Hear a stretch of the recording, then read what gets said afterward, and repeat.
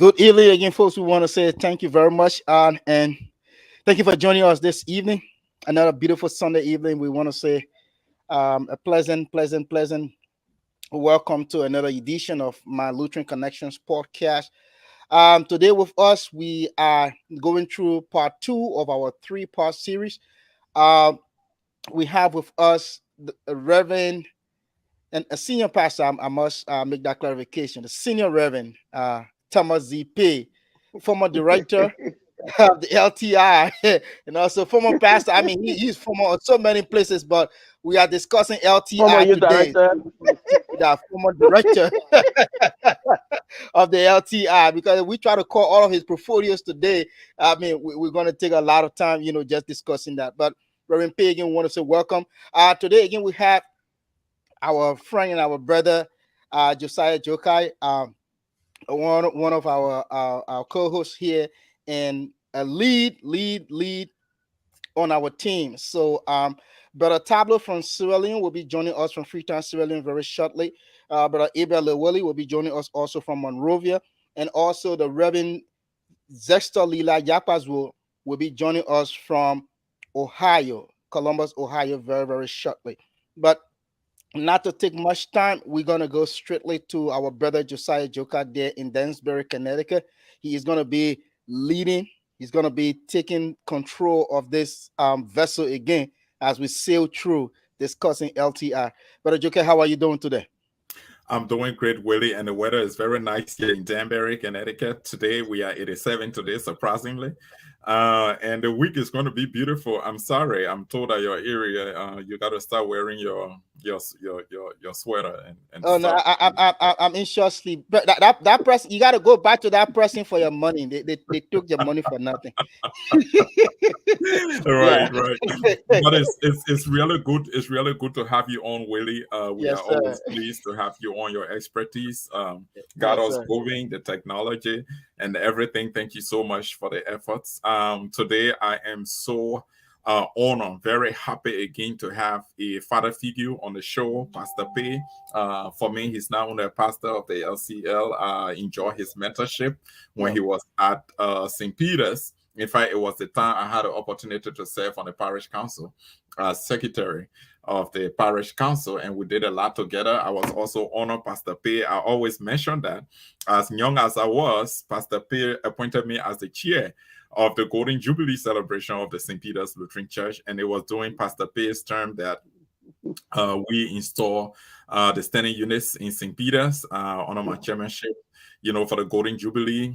We brought a lot of folks from the U.S. who got attracted to the work of the LCL. And we were able to install a 45 kVA Perkins generator.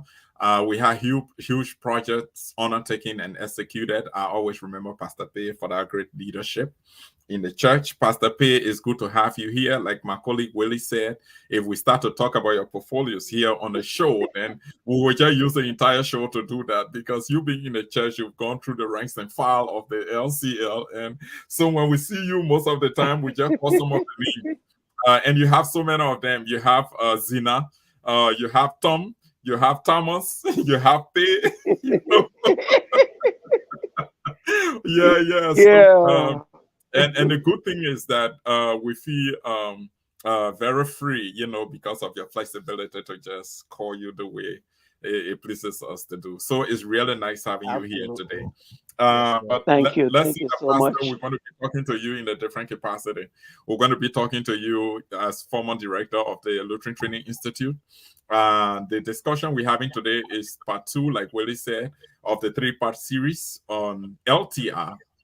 And the intent is to generate the interest and to establish a justification for supporting the revamping, the resuscitation and rebuilding of LTR. That's why you are here today for the second part of the series. It's quite unfortunate that we don't have the current director. I'd like to thank you in a public manner for trying to assist me to get him over. But I spoke with Reverend Weller. Reverend Weller was concerned about some other issues that we can talk about later, and probably we'll find time to bring him on the show whenever he's available. But folks, there we want to welcome you to another edition of my Lutheran Connection discussion. Today, Sunday, we were here last Sunday. We had a very good discussion with the Alumni Association. They are very excited. They are invigorated by the approach of the new bishop. They think that they are on a good footing. They want to do well with the organization, completion of their setup, and enter a formal MOU with the LCL to begin to work, so they can also contribute their quota to the rebuilding of LTI. So today we are here to talk to Pastor Paye. Pastor Paye will tell us his version of what happened, why LTI is in the current state it is in, what his experience, was when he served as director. He will tell us from when to when, but I know it's from 2012 to 2016. That's good time frame. Pastor Paye, I'm sure everything he experienced, he will talk to us about it today. So you there in Central America, you there in Lusaka, Zambia, Lutherans there in Australia, in India, there in Asia in general, here in North America, in Canada, in Africa, back home in Liberia. I know you are all tuned in. You are welcome to our show. We will go right to Pastor Paye at this moment. And Pastor Paye, we like to say welcome. You will give us an overview of, what it was like when you were director at LTI. Just an overview to set the tone of our conversation. It's all yours, Pastor. Thank you, Joe. Thank you, Willie. To the others that's supposed to come tonight.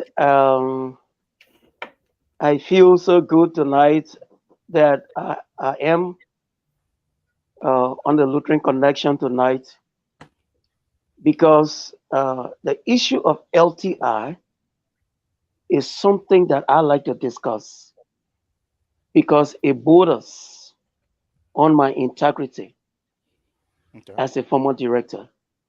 Right. There have been news around, rumors around that Pastor Paye destroyed LTI. Oh, he damaged LTI. Oh, he broke down LTI. And so tonight, I want all my detractors to listen. And I want to throw out a challenge to them tonight. Let it ask all the questions that they can ask, including the past leaders of our church, because I have documents and I can start to put them out now whenever need be. A little bit backward. Let me say to you that I spoke to the bishop, the Right Reverend Dr. G. Peter Pat. No, a doctorate degree was conferred on the bishop. And you didn't say Yeah, to yeah, him, congratulations, did you? Did yeah. you We do did it. that? We did. We We did. did. I think Oh, We thank did. you. Yeah. We we did did. Yeah. formally on the show. Oh, We yeah, yeah, yeah, yeah. congratulated So the it's bishop. an Yeah. honor for the church. Actually, it's Yes. an honor for the church. Yes. Yes. Yes. Okay. To begin with, I was educated by the Lutheran Church. Pastor, I beg you, I'm going to change the protocol a little bit. I know I see the question, but there is something that is hanging, and I would like for you to chime in on this. Yeah. Few weeks ago, I read a post from the former General Secretary, Sis Naomi, I for read it Will. too. You read it too? I read it. Okay, here is my concern. Yeah. The former GS sat with my colleagues on this show, and she was able to provide some information which we have. On the basis of that, plus the opportunity that the law bishop, Dr. Patmo, has to sit with us the last Sunday of every month to give us the state of affairs of the church. The bishop Yeah. came on the show, and the bishop did extremely well. But he didn't mince his words when it came to the current status of the church. The bishop said that the leadership is sitting over an empty bucket. They inherited an empty bucket. To me, that no resources. To me, that the assets are in terrible shape. The vehicles are down. That even to get fuel at a point in time to put a generator on, it was impossible at that time. They could not recharge the LEC chip at all. The bishop had his phone light on at the same time just to be on the show to provide information for Lutherans in Liberia and across the world. The bishop had his phone light. And for me, that was quite embarrassing. And he had his computer on that was not charged. In the middle of the conversation, the bishop computer went off. The bishop was using his phone, and we had to hurry before the phone went off. We discussed the importance of mobilizing resources to support the efforts of the leadership. I am sure it's in response to the bishop's appearance that the former GS posted in my Lutheran Connection chat room, a very long post in the form of a grievance. And one of the lines was directly attacking my Lutheran Connection platform. That I read that too. Yes, we have to operate with a sense of integrity. And that bothers me a lot. It concerned me a lot because we provided her an opportunity to sit on this show. We have provided Lutherans from all walks of life to sit on this show because this platform is where we discuss all things Lutheran. And everyone has the opportunity to appear on this show. So when the former GS raised integrity issue, I get concerned and start asking some questions. I'm not trying to relitigate, the points that she raised in her post, but out of reflection, I was just having a reflection, and I'm concerned if currently all the vehicles are down, the vehicles they were using, they are down. Wouldn't that be an integrity problem? If currently the leadership is sitting over an empty bucket that they left, wouldn't that be an integrity issue? If currently they cannot get gas for the generator to fuel the generator because the current leadership inherited a depleted account, is that not an integrity issue for them? If there are no computers for the current leadership to use, is that not an integrity question? If about $5,000 United States dollars was just dedicated to an honorary ceremony that was not necessary at all, does that not constitute an integrity question? If all of the things that happened, including the bishop's residence that was demolished and a building erected in the name of multipurpose building funds generated, but the new bishop was inaugurated with no residence. Historically, that has not happened in our church. Is that not an integrity problem? If the new bishop is in the guest house, lodged in a guest house with his family in an apartment, is that not an integrity problem? If the building designated for the new bishop to use to house the new bishop and his family in a dilapidated state that was being leased and still questionable in that state, is that not an integrity problem? So I'm asking the questions to say that, hey, no integrity question should be posed to my Lutheran Connections online TV, because here everything we do is with a great sense of integrity.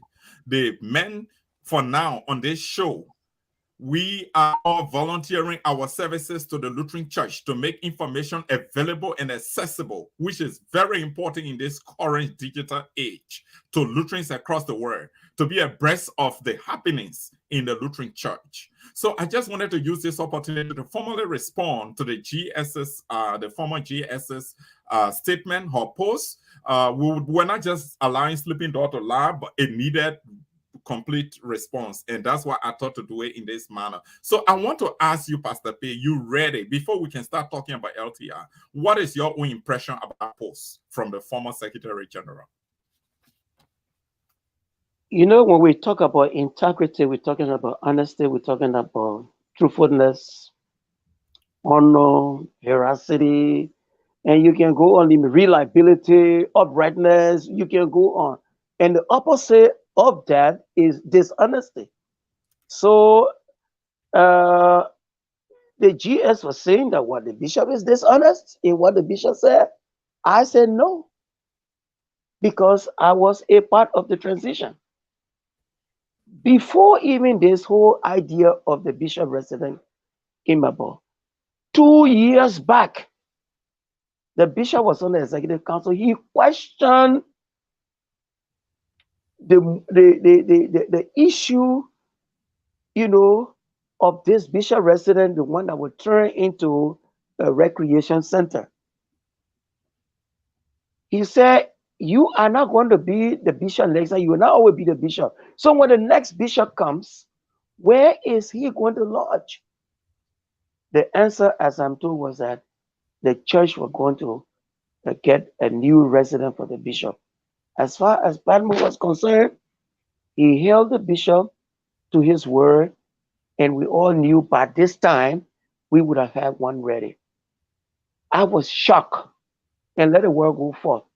I was shocked when we begin to talk about bishops resident in the transitional committee meeting. We were asked to go and see, because there was a man living.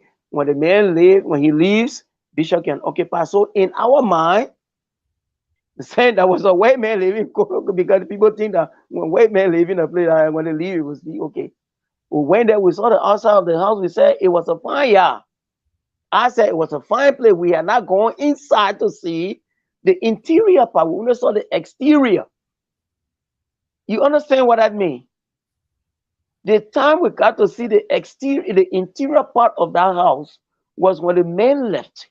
When we saw the interior part of the house, I was shocked. I was really shocked to see the level of damage, the rottenness of what I saw. And then we claimed to see over the zinc. I've never seen that kind of thing before. At least my house got better zinc. Different color, blue, red. I don't know the different color. And the house is leaking. The very room bishop is supposed to be is leaking. The lights are broken. Nothing. And to be frank, to bring that house to stand up for the bishop to live, it will cost us not anything less than $10,000. That's my layman estimate. Maybe the one that will come, they will do that. So when we're talking about integrity, we should be truthful and honest about what we do. I remember Bishop Sanglo said one of the things we're not able to get through, get done, is the bishop resident. My question was how? Because all along we've been assured that we're going to be there. And so, I don't like to talk about this. I went to the other day. I went to one of the guys and I said, it is not good for Bishop to live here. Bishop, this is not nuclear family coming in here. That extended, this is an African family. He got his mother-in-law and the father-in-law gone. He got his brothers, he got his sisters, he got the children. He had adopted many children and they are all with him. When you got guests and the children be running up and down, they say, oh, Bishop, now bring plenty of people in there. You guess all this and that. That's what we didn't want. So they have repaired a second apartment for him downstairs and the children upstairs. What a disgrace. What a disgrace. So I told Bishop, you need to make a case. We need to build a permanent residence for the Bishop of the Lutheran Church in Liberia. Because when you got guests coming, they can't be going to these small apartments to see, they'll be looking up and down, but what is this here? So let us not talk about integrity. Let us not talk about it. Because I don't see any integrity in that. I don't see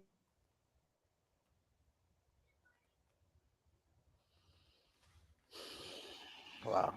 Yeah, well, there you have it. Yeah. We just wanted to get Pastor Paye's view regarding that post because it did not come from any ordinary person. It came from the former General Secretary. It's good to have Pastor Paye back home. Yeah. that must, yeah. Thank you so much, Pastor Paye, for your reaction to the post. That is why a lot of Lutherans, so many Lutherans have urged the bishop, Dr. Patmo, to ensure that the verification process goes on, in an effective way. that all of the aspects of the church's operation, are verified properly, so that they can have a very good start, a fresh start toward the leadership. So Bijo, yeah. before you continue, I just want to chime in just quickly, right? I know someone might add, those watching, someone might ask the question saying, okay, but when you saw the yard and why you did not go in, and I want to believe, and Pastor P, Reverend P, you can quote me if let's say correct me if I'm wrong, is because of privacy. There was a current occupant. That's why you couldn't go Exactly. inside. But you saw Exactly. the yard and you said the yard is okay. The yard is Yeah. conducive for, this will be an ideal place for the bishop to reside. But you couldn't go Exactly. inside because of We privacy. no. I just okay. Right, That's it. right. So let's start talking LTR. No, The that's not, yeah, let's churches go in which LTI. you were LTI. uh, LTI. right, right. Yeah, let's start talking the Lutheran Training Institute, the Wolf's Kingdom, Yeah. the kingdom. You know what somebody told me? No. LCL means Lutheran can lie.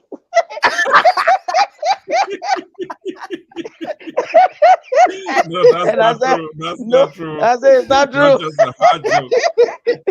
Don't mind them. Yeah, we got decent So people in our church. We are decent to people. the LTR. Yeah. I came in this country after studying at Wartburg. I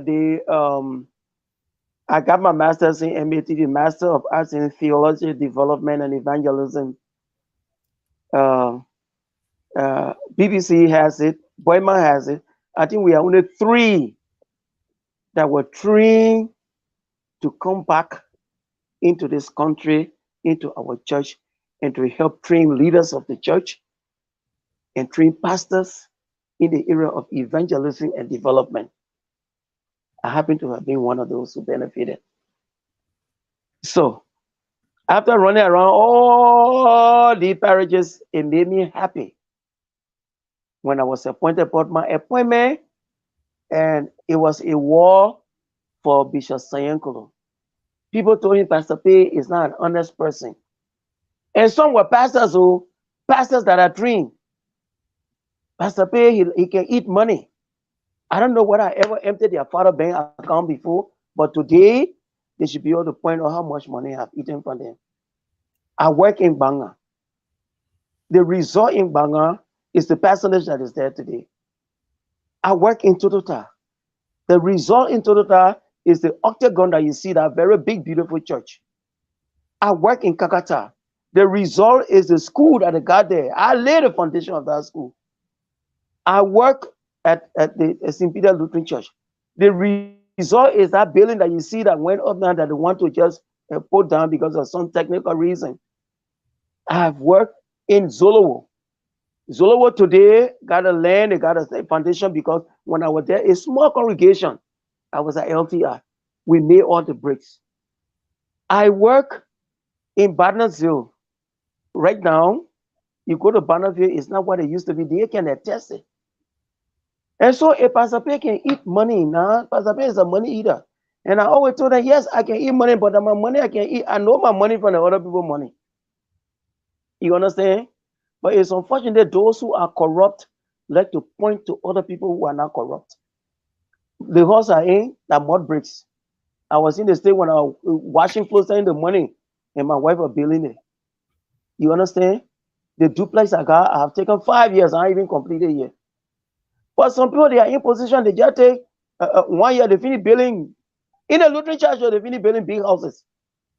So who is the guilty one now? So today, I'm happy to be on the show.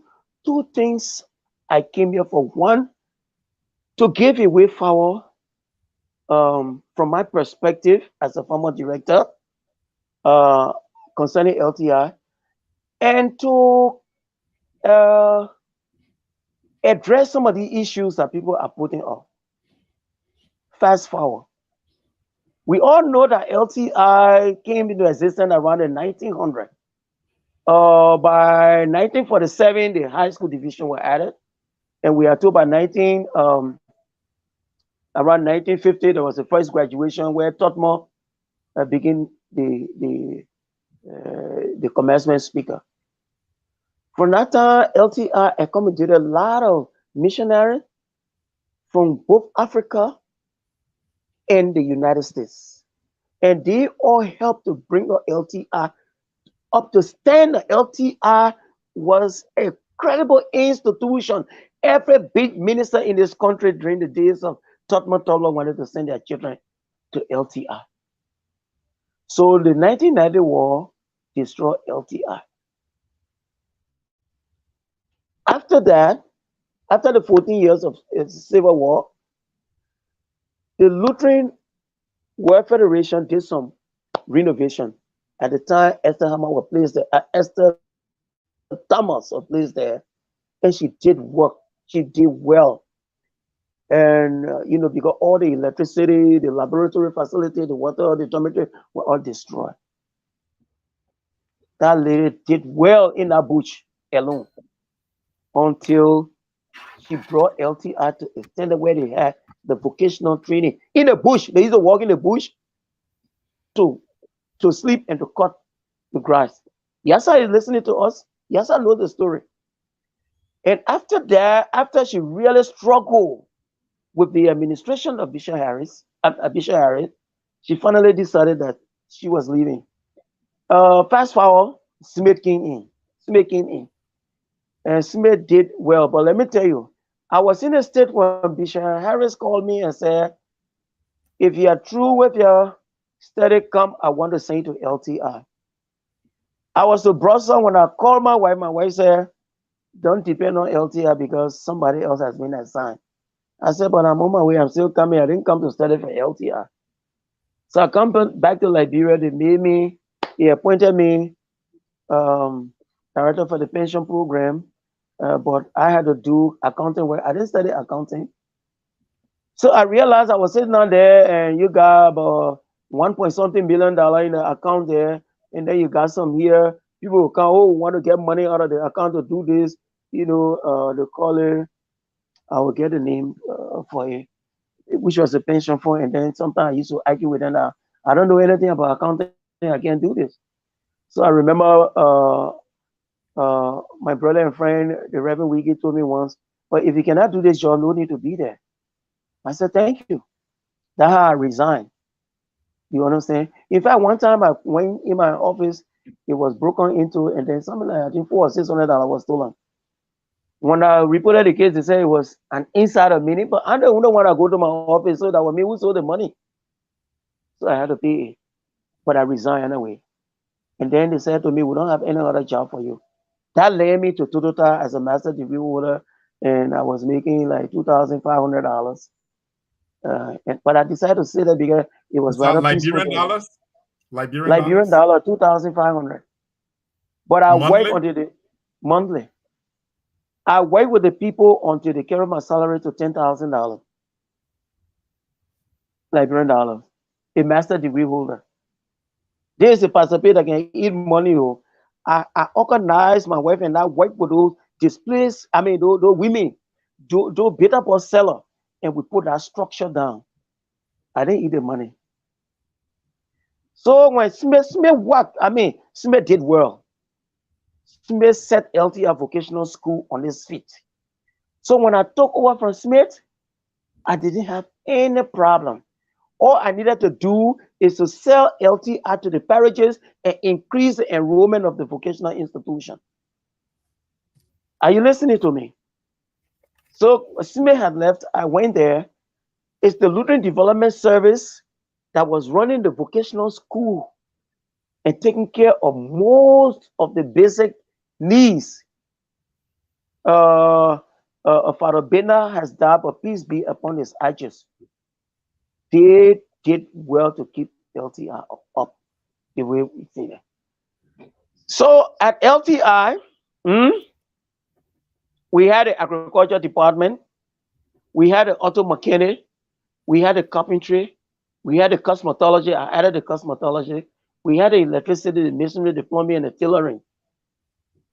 All of these things we had up to about. And when I went there, the school, the population used to be like 65, 70. I carried up to 125 students.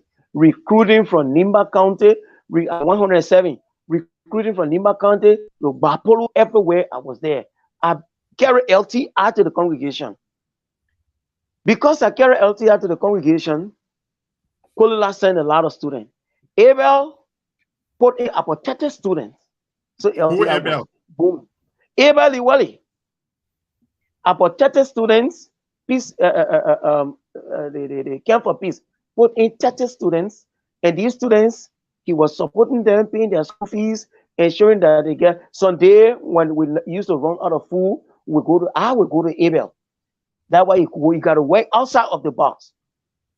I remember one time during the Ebola time, I gave some rice up for Ebola hardship allowance, a supply to my teachers. They accused me for misusing the supply of LT. So I should pay. I went to Abel. I said, this. He said, but how can people crazy like that? Ebola time, nobody there. The people are suffering. And I get the food out to the teachers. But I had to pay. So Abel gave that rice back to me. I paid. I got the receipt here today with me. I got a report and the receipt. Fast forward. LTI, when I was there, and I want to tell you this, it is always better that you don't just take people by what year.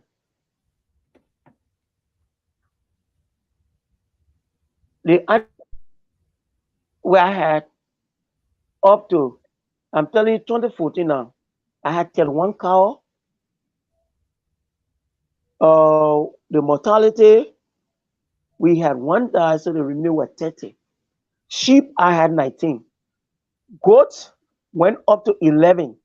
The pigs, I'm telling you, pigs, I had 17. The layers, the boilers, I had 500. The layers, I had 700. I brought in diamond nigger. We started to produce eggs. I bought training vehicle. You understand? So LTI was booming. I established an oil palm nursery. All of that oil palm nursery were able to supply Bishop Farm. He came to buy nursery from us. This is LTI that I broke down. We Who supply Bishop? You him. mean Bishop Siangelo? Bishop Sayangolo. The Bishop products Sayangolo. from LTI was supplying his farm? Yes, because he came, we saw him and we said, we have these things. And you are interested in oil palm. He came. Then Was he paying Robert for Gono, them? Was he paying for those items? Was the bishop paying Oh, for I those want to items believe in that return? because we don't give things for free. So the accountant will answer that question. We don't give out things free, and so I don't want to believe that you will take them for nothing. You know, uh, Robert Gono, Reverend Robert Gono, he benefited from us. You understand? Not only that, but we started to produce eggs. Then we got what we call we put in for the hatchery. Whether that one arrived, I don't know because I left. But also when I went, I met rice machine. I met the cassava machine, brand new. It has not been assembled. It was sitting there. I met welding machine. I met air machine. I met 2 power saw. I bought 1, making it 3. Then we received money from Pastor Jackson on the River of Life for pavement bricks. We built 2 machines. We sent the guys down, 6 guys down Monrovia, and they were trained. We paid them for their training. They came back. And we were promised that we would pay the total compound pavement, the road. We wanted to do the pavement on the road because you can get muddy. So we took one of the machines in total. Today it's still there. We left one at LTI. It's still there. Then I begin to send students on internship. Right now, I got some students that I sent a fun job. They went to Tabata at the Jackson F. Memorial Hospital. They work there and they are employed. One is David. David is there. He is employed there. He's working. One of them who worked there was Quita Kwakbe. She's down here now, but she's not working. I had a lot of people, a lot of the boys we sent around. The teachers. I can give you number of Dekli, the warehouse manager. There was some The tools that were brought by Smith, about the nine cartoon the dog got them from Egypt, they were there. When I was leaving, I left those one there. You understand? So while I was at LTI working there, it was a passion for me to be at LTI, to exercise the talent that I have, what I learned at Wartburg, to put it into use. Um, of course, the academic school, it grew up to about 285 students. The academic school, LTI, during my time there, LTI never flung in the national exam. We were always at the top in Lofa County. Ask some of the students, some of them they are in the nursing school. They are there because we Akwe, Lawrence Akwe will go to Ghana. He will buy the books and bring them, and we make sure. I told him, say, I like my children to be shining. So when other children were on vacation, we kept the 9th grade and the 12th grade there. They were studying. We provided feeding for them. Now, LCR was not the one that paid me, though they assigned me there, but it was LDS. Let me tell you this. I did not receive any funding from LDS in my hand. We had the, what you call, the cashier. When we do the budget, the cashier goes down to Flomo, Gaylord Flomo at LDS, Benedict Kepler, they will supply the money for the teacher's salary. Other supply we needed like electrical material, training material. LDS bought them and sent it. My duty was to ensure that the right things were bought and brought to LTI. The only time sometimes I could handle money was when I worked outside of the box, and then someone gave some money for us to do. For instance, like the Wama family, they decided that they wanted to sponsor some students. So every year we're getting $700. And that money is still running there. The other day, the lady called me and said, oh, I just paid the other money there. Even though I was not getting it, it was supposed to have gone, it's supposed to go into the accounting, into the accounts of LCI on LTI. When we have some other thing, we do it. So Bishop came one day, he told me that, well, he didn't feel that I was doing anything better at LTI. And he didn't expect LTI to be like this under me. So he was going to find another person. When he said that, I said, okay, thank you. What I will do is I'll begin to pack my thing. I call my wife. My wife said, but you are not born to stay at LTI. I called the security, my personal effect. I didn't have much in there. I packed my personal effect.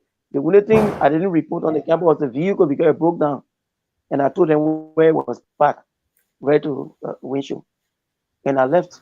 I was assigned. Pakla went there. Pakla got sick. And I know Pakla is an honest man. He wouldn't have taken anything from that place. Well, this is my disappointment. I go back to LTI. The rice machine is not there. The place is overgrown with weed. The certificate, that's why I wanted this boy to be here tonight. The new director. He was certificated for doing well more than any other director that went there. At the convention, he was certificated. But I go there to see all these things that have been done. Of course, LTI is in the bush. All the mattresses, more than 180 pieces of mattresses that were left there. No mattress in the dormitory. Are you listening to me? Are you listening to me? Very well. Yeah, Very yeah, well. we're hearing you. This is No, crucial. no, Yeah, This we're is following no you, Reverend. mattress. We are listening. No Listening, mattress. yeah, attentively. I bought a band set. That band set played 2014 at the first convention of Bishop Sayan Club. No band set. The keyboard, the speaker, no big amplifier, ball, no drum set, everything gone. There was a little tractor that we can call Kadakada. It was very powerful. The only thing that's the conductor bell cut. Today that Kadakada not there. You understand? The training vehicle about not there. All the engine that we bought for the children to practice on, no engine. The whole auto mechanic garage is empty. Then I went to the carpentry area. It's empty. I went to the plumbing, it's empty. I went to the electrical department, it's empty. The cosmetology department, no utensil, nothing there. The tailoring department got some machine, it's still there. Then I decided to call some of the old teachers that are still there, like Kwekwe, agriculture department. I said, Kwekwe, what happened to all these things that we left here? He said nothing. So I decided to go to the. I had to cut my way to go to the generator. What I'm talking, if I'm lying, ask ITV because they were there. I went, those generators that were left there, they are all scattered, essential components taken out. Besides that, there were iron plates that were in the bush that the missionaries used when they were getting water. There were about 19 pieces. I said this thing here will take everything or we put iron door because there is what you call Boko Boy LTI. We put iron door to all the classroom door. I went there. The person did well. They brought welding machine. They cut all the iron plates and carry the air machine out there, the tire machine, the how to call it, all of the power saw not there, the welding machine are there, and many other things. The freedom mill is sitting there, but very rusty in the bush is there. Even to go, when I was living there, we had fish in the fish pond. The patty rest that we used to really grow. I got pictures, man. I need to send to you. Everything out. I went to one house. We got money. We wire all together. It was just remaining to put a fixture. They took all the wire out of that building. I went to a place called Manhattan where the teacher, the cashier teacher used to stay, different from the senior star, the junior star. Nobody lives there. It's in the bush. So Bishop made us to cut grass in that place. But when I was there, I did something on LTI, Okay. on the future of LTI. I said, looking into the future of LTI vocational program, both vocational and academic. After I gave the synopsis of the history, and then I talk about the effect of the Civil War that destroyed LTI. And I talk about the current facility that was in use that was renovated by the DEM, the Church of Student Mission, and the ELCA. As a matter of fact, the ELCA was sponsoring the animal timber. You can ask Timber. Timber will tell you. Yeah. So LTI, the vocational program was to build the purpose of it. The objective was to build the capacity and in providing a livelihood marketing skill for former soldiers and then disadvantaged youth. So the students graduating from LTI will serve as images of hope and change and motivation of other disadvantaged students so that they will grab the opportunity for a better life. That's why we're training these people. We noticed that the girl capacity was lower. So we said we needed to step up the girl capacity, the girl attendance by sponsoring, getting people to sponsor girl. I got honorable Yala to send. I mean, two girls there. He did that. So I was trying to meet up with other honorable so they can, But also, I thought that we should secure funding not on the outside but local. Let the church know that LTI is their own school. We needed to set up secure a funding base for LTI that we were working on it.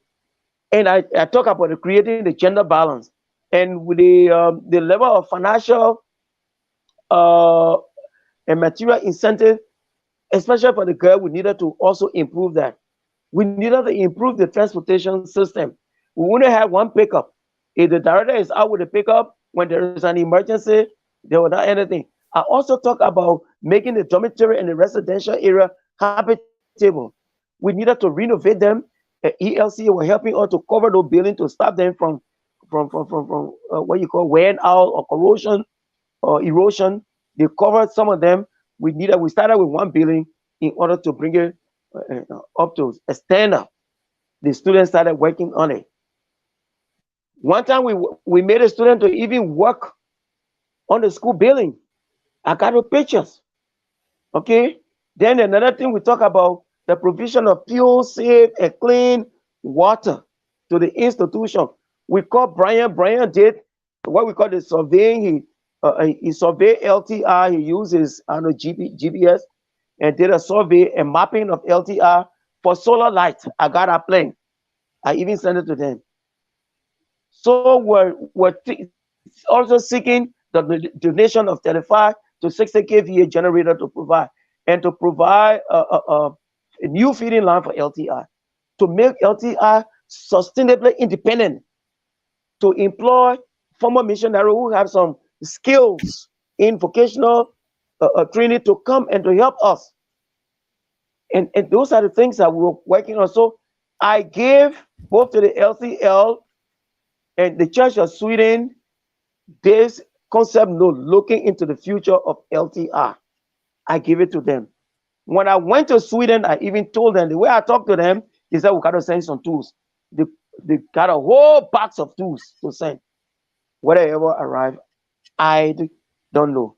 So it was within this being that the former vice president, uh, uh, uh, uh, uh, uh, Ambassador Bwaka visited LTI when he met me. I think it was around 2015. I think 2015. He visited LTI. He stopped. He went because he loves LTI. We had an interview. We sat down. We talked. We talk a lot. We're on radio. We're on ERBC. There was the what we used to call Action News. And I was very happy that I was sitting with the vice president of the Republic of Liberia. After that, he said to me, Director Paye, I'm going to give you 40,000 United States dollars to um, to support some of the needs you talk about, to attend to some of the needs of the student residents and the water and address some of the critical issues here at LTR because I love this institution and I really want to see it go. And I'm happy the way I see the students and the students were really plenty. So, it went wild on the radio. So he said, you can come. When I come from Lufa, come to my place on Monday. That was like a week. So I said, okay. I said, Ambassador Bwaka, I will be there on Tuesday because um, I wanted to do some things. So from there, he left. I called faculty meeting, and then in fact, he gave some small money to the teacher. They were very happy. That one they just divided it right there. Then I called meeting and I told them this great opportunity that God has given us to improve LTR. Guess what happened? I left What? LTI when I got to Monrovia. I called the man they told me to go to at the Ministry of Finance. He told me, "Oh, the Lutheran Church in Liberia came and collected the check already." I said, "It's a joke. How could they collect it without my knowledge?" Because Pastor Pay want to eat that other money again. Eh? No, but Pastor Pay can eat money. so so I called the general secretary. I said, "Oh yeah, but and even though they announced that money, but any money that come there got to come to the church." I said, "Granted, but the money was coming to LTI, so I should be a part of it." I don't know how that check looks like. Whoever went for it, I don't know whether that was the school system or that was the what, but they went and got the check. Maybe the school I think system. you need to know. You understand? They got the check. Mhm. I want to believe the school system use it on LTL, but not with my consent. You understand?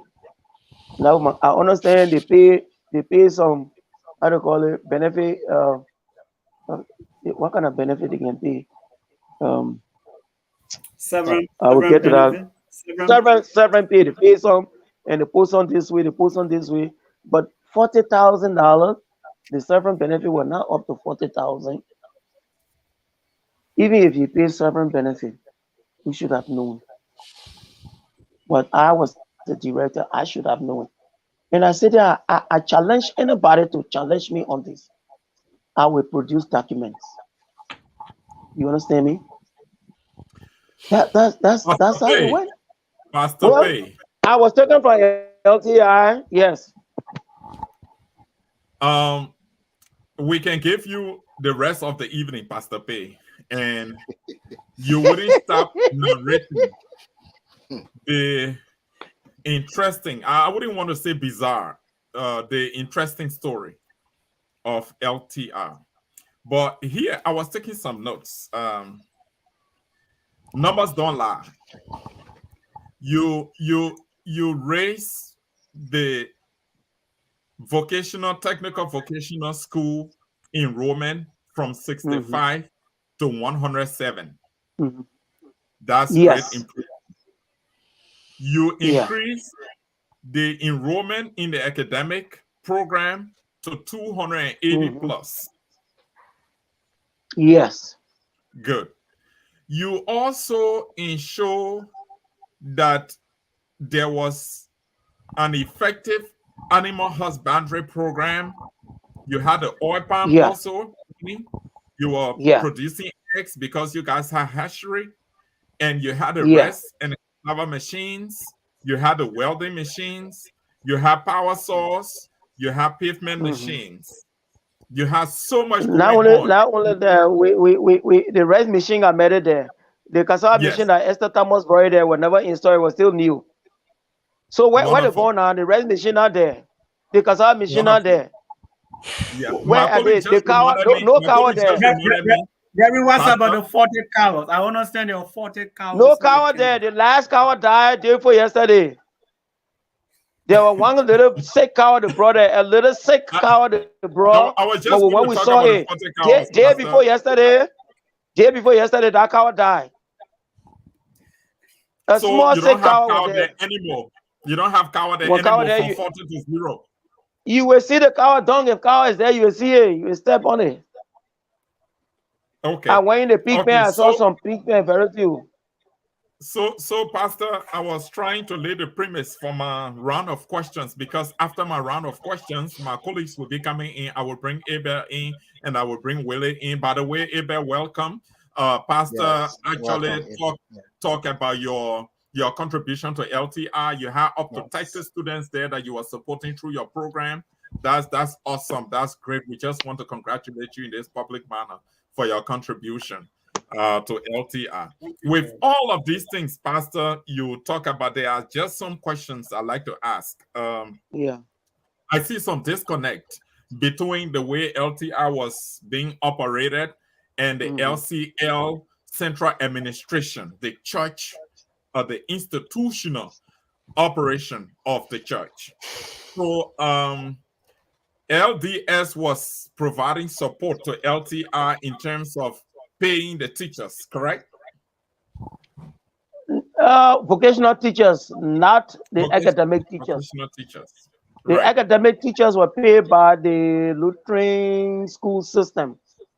Lutheran school system. Yeah. Was LTR factor in the church's budget, in the LTR budget on the fiscal year basis? Well, as long as the Lutheran school system budget was factored in the overall budget, therefore it was there. And money was forthcoming to support the budgeted items Funds coming from where? Outside? from the LCL. Well, let me say this to you, which I know. I am sure, and it's evident that the even the alumni association was supporting some of the students who were doing some people used to send money for LTR, but it all went to the LCLSS. Right. So what I'm trying to say, when the LCL developed her budget, and through the education system department or office, LTR was part of the budget. There were appropriations in the budget for LTR, correct? Yeah, which we incorporated the LCLSS budget. Okay. Wonderful. Were, LCLSS got a budget of the yeah. were you also receiving subsidy from the government through the LCL? Oh yeah, I didn't mention that. Um, when I got there, Smith had worked so hard, and LTI raised the subsidy from 50,000 to 100,000. You understand? I even heard at one time of 150,000. But one of the persons that really was instrumental in that was Honorable Moses Y. Colley. He loved LTI, just like the way former Vice President Barker loves LTI. So he made sure I went there. Uh, we went there, Reverend Gaynor and I, and then we met him. We talked about LTI. He said, okay, I will try to, step out the budget. That budget was made, but the money was not coming to me. It was going straight to the LCLSS. They That used to was my collect next the question. money. That was my Then, next then question. later And, on, and let me ask a question, Pastor. So the money mhm, was going strictly through the LCL, not directly to LTI, and you had no say into how the money was expended, correct? I, I had no say in it. The only say we had in it because even the school fees that we generated was it was controlled by the LCLSS. You understand? Was controlled by the LCLSS. We had one accountant doing two different jobs. This accountant was Francis. Francis is here. He works for the LCLSS. He will tell you more about it. And he will do the budget, the LTI school academic school budget, and the vocational academic school, the vocational budget. Then he will go down Monrovia.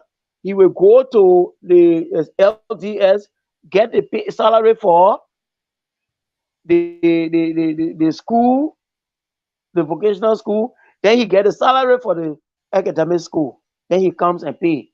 The only thing I could do was to make sure he paid the people. If anybody didn't receive salary, they would come to me and I would ask him why they didn't receive the salary. And that I was very keen on that. And So my the only salary, understanding here, my wife was taking thank it. you, Pastor Paye, for those clarifications. So the understanding here is that the 40K, the 40,000 that was provided by the former vice president was diverted to different activities and was never used for LTR purposes.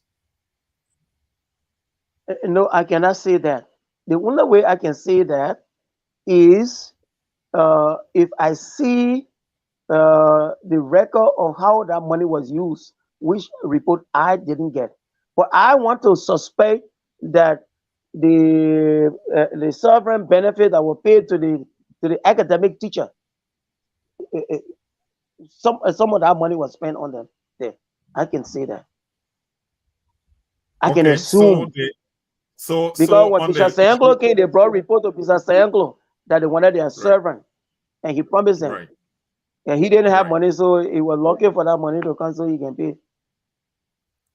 Pastor, we can go on to ask, to inquire, to investigate on how monies were received on behalf of LTR by the LCL.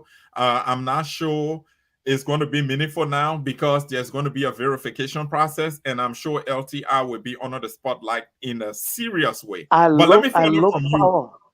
Let me find out from you what you think went wrong. Where did everything break down? Where exactly did everything break down to the point that LTR has to be in this dilapidated state that we Let me have to tell you really start the looking for money to resuscitate? the purpose of the animal project initiated by the ELCA was for the sustainability of LTR. To come to LTR today, you don't see any animal. That means LTR is sustainable program. They just in the rest. So all of these things started happening when I left LDS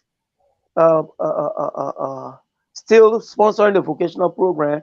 I left 2016 and they graduated the last program that I left there, got graduated. Then I'm told that the school system said they wanted to incorporate the vocational program and the into the merge rather into the academic program, so that students graduating from the high school will just graduate with 3. I don't know how really that works. But when the school system decided that they would take over the what we call the vocational aspect of the school, problem started. The second thing was what we call the donor fatigue. Fatigue.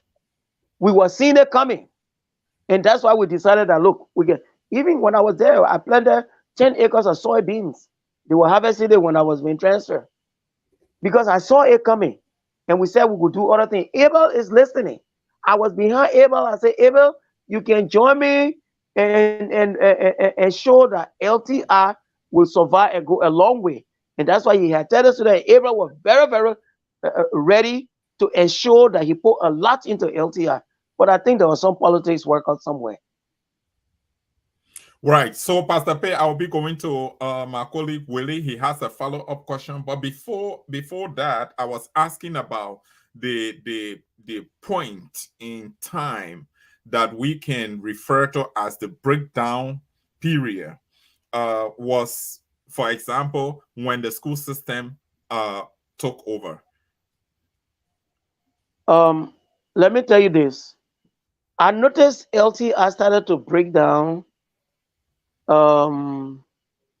after Bakla left. He got sick and was transferred. Bakla got sick, he was transferred. I don't know how can the cow disappear. I don't know. When I asked somebody, told me say the school system authorized that the cow be sold. How could you have done that? Telling the cow. So who got the rice machine now? I want to know who took the rice machine. It's a bad way just put on their head. Maybe I put it in my pocket and walk out of the campus. What happened to the king? 5 men can live for the engine. It's a kiloscan engine. How? All things were meant for LTI sustainability. They brought, we got a sawmill. That one there they could not carry because they don't know how to work it. So inside the warehouse. So how these things got missing? So the looting of LTI brought LTI to this thing. They looted LTI. Let me tell you now. You got to empty building where we had where we were the chicken they were in they were selling eggs. We were selling eggs. Look, let me say this to you.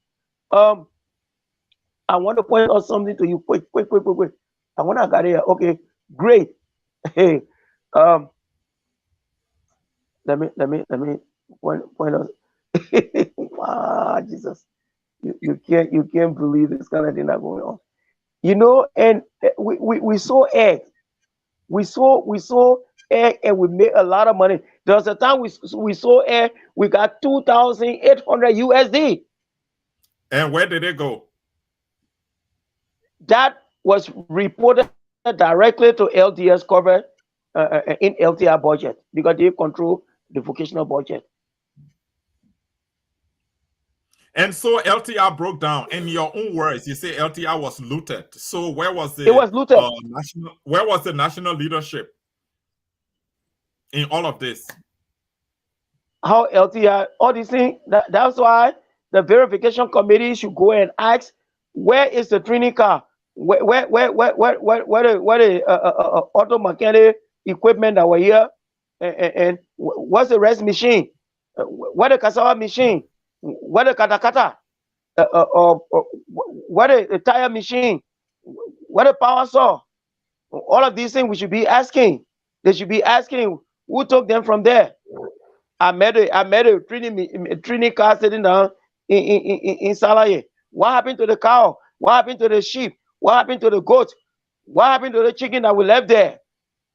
Somebody telling me say a snake used to bite the cow, so every night snaking and bit one cow. And 40 cows died from snake bite. Folks, there you have it. The former director of the Lutheran Training Institute, Pastor Paye, in his own words, LTI was looted, and he looked forward to the verification process putting a spotlight on LTI as we all endeavor to resuscitate the institution. This is my Lutheran Connection discussion. I am now going straight to my colleague Willie, who has a follow-up question for Pastor Paye. Willie. Thank you so much. Thank you so much, Brother Jokai. Reverend, I want to say thank you very much for the information provided. It's actually a lot, but Reverend, I just want to know that you know, in football, in soccer, I know you older now, so you don't follow the soccer too much, but a manager a manager who is doing so well with the team management, the team owner is decided to keep that manager. And having heard everything that, you know, like where Smith took the LTI tool, and where you took LTI from, and you carry all the way up there, talking about the number of, you know, everything that you did. You know, I don't have to go over them, but talking about everything that you did. Why you think you were removed from LTI? Again, that's the reason why I brought in the issue of a manager. Because if the manager is doing so well, you want to keep that manager there. Why you think you were taken from LTI? Can you expect me to answer that? Oh, I mean, that's just let me answer that to you, Willie. Yeah. And I challenge anybody. The worst thing for politics to play in is the church. When politics plays in the church, it kills the development of the church. When people think that they are every look, let me tell you this. When you have politics creeping into the church, it eats the heart of the leadership, and they will see nothing good in the other person. Especially the Lutheran church, what has happened to the church here? Our church went bad when it came to leadership. We all played dirty politics in this church. You understand? So I don't know why my boss said I should leave, but in his word, I was not doing well. So should I say no, that I was not doing well? The boss doing well is relative. Just how beauty lies in the eyes of the beholder, doing well, it may be different in a maybe the specific thing he wanted me to do, and I was not doing it or being prepared to do. And so he has a right to move me. He appointed me, and he had the right to move me. I didn't quarrel with that. I took my essays. I just packed my little dirty clothes in my small bag, and I was gone. And I've been gone from there. But I got hurt when what I tried to build, they just broke it down in no time. Then they're saying that Pastor Paye did it, that Pastor Paye did it, that Pastor Paye need, we clear it out now. So who looked at LT, I would want to find out. Yeah, Willie, I thought that was a very good question because it's kind of bizarre, you know. The manager Absolutely. the manager is doing extremely well. And trust me, I'm not saying this because Pastor Paye is on, but No. Abel was doing a lot with LTI at that time. And I also visited LTI, and in fact, I visited the particular house that Pastor Paye was living at the time. I met Pastor Paye. I visited LTI. And I know what LTI was at that time when he was director compared to now. So, I mean, this is not because Pastor Paye is sitting here. And also good that we have Brother Liawale, who is here, who was also providing support to LTI in a serious way. You know, I want to say, I want to say this to you. Go to Salaye, say Pastor Paye, they don't know me, say General. That's the new name they knew me by, General. You know why? Because I was dealing with this stubborn guy, so I had to behave like soldiers on them. So I had it under control. Right. He just said General. The other day they saw me. They said, we heard that you coming by here, so we're so happy. I said, no. I can't come back there. Yeah. Yeah. So Abel is over to you. Thank you so much, Joe. Thank you so much, Pastor, for those clarity. I think you strike a couple of points. One thing you said rightly was that when politics creep within the church, especially in development projects like LTI, there are so many risks attached to it. I have a question for you, but I just want to lay few premises. Rempe was one of the best director that LTI could boast of when it comes to mobilization. I mean, the records are there, and that momentum that he built that brought some of us into the picture. I have just benefited from U.S. State Department fellowship for 6 months, and I was up in New York, and I tried to bring back a follow-on projects, and that follow-on projects mainly focused on LTI. It was from that background that I directed my project towards LTI before even Bishop Jensen and his team could come on board. So Pastor Paye going over to LTI as a director, I saw that as a very great opportunity, and we started to team up. We started to team up, helping him to mobilize students from our own background and taking them to LTI, paying their subsidies and whatever little fees they needed to pay, you know. And I remember when Pastor Paye was removed, 2016, 2017, we advanced 20,000 US dollars to Reverend Pakla, 20,000 for the continuation of the vocational school at LTI, when the partners had cut down their support. So much money. So much money. That was single.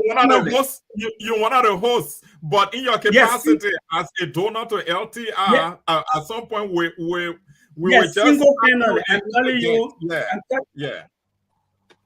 I'm telling you, single-handedly, we gave 20,000 US dollars to Reverend Bagler with a very good backup plan of continuing. Guess what? We went to a meeting, and somebody said the general secretary will not agree to this thing. And that's how I walked out of the meeting. I mean, I sat overnight to write proposal. You didn't send me to school. And they became a very big issue at the level of the executive council. And I called Reverend Bagler one night. We still had like 8,000. I said, I will not give you this money. Let the church take me to court, because that's why the executive council was discussing a different angle. Without coming to ask any of us what's happened. And Reverend Pagla cried on the phone. He said, Abel, if you do that, we'll call off the program. I said, for your sake, we'll give you the balance 8,000. We called him at the Crown Hotel, and we wrote 8,000 as the balance money to Reverend Pagla. And I told him, I said, this will be the last ball game. We are moving to our own vocational program. So the politics have been so deep. I mean, LTI is not my farm. It's not a Paye farm. Whatever you invest there, you're not going to take it or buy. Why would somebody want to criticize people who give money? I wonder, I said, but what is wrong? Why would somebody You said a general secretary. You said a general secretary. Who general secretary are you talking about? Who's the general secretary by then? Naomi Ford-Wessing. And the president said she will not agree to this. And she wouldn't agree to the support that you were providing? To the executive council. Yeah, of course. The reason was that somebody said, let's give the money directly to central administration. I said, well, that's not the direction we, the donor, want to go. We give it to the school principal directly. If he wants to report to you, it's up to you. But we are giving you the check directly. We are not going to pull it into SCS central administration account. And I will say the money was indirectly rejected. So the year 2017, we took off. We left from there. While we're doing that, we're initiating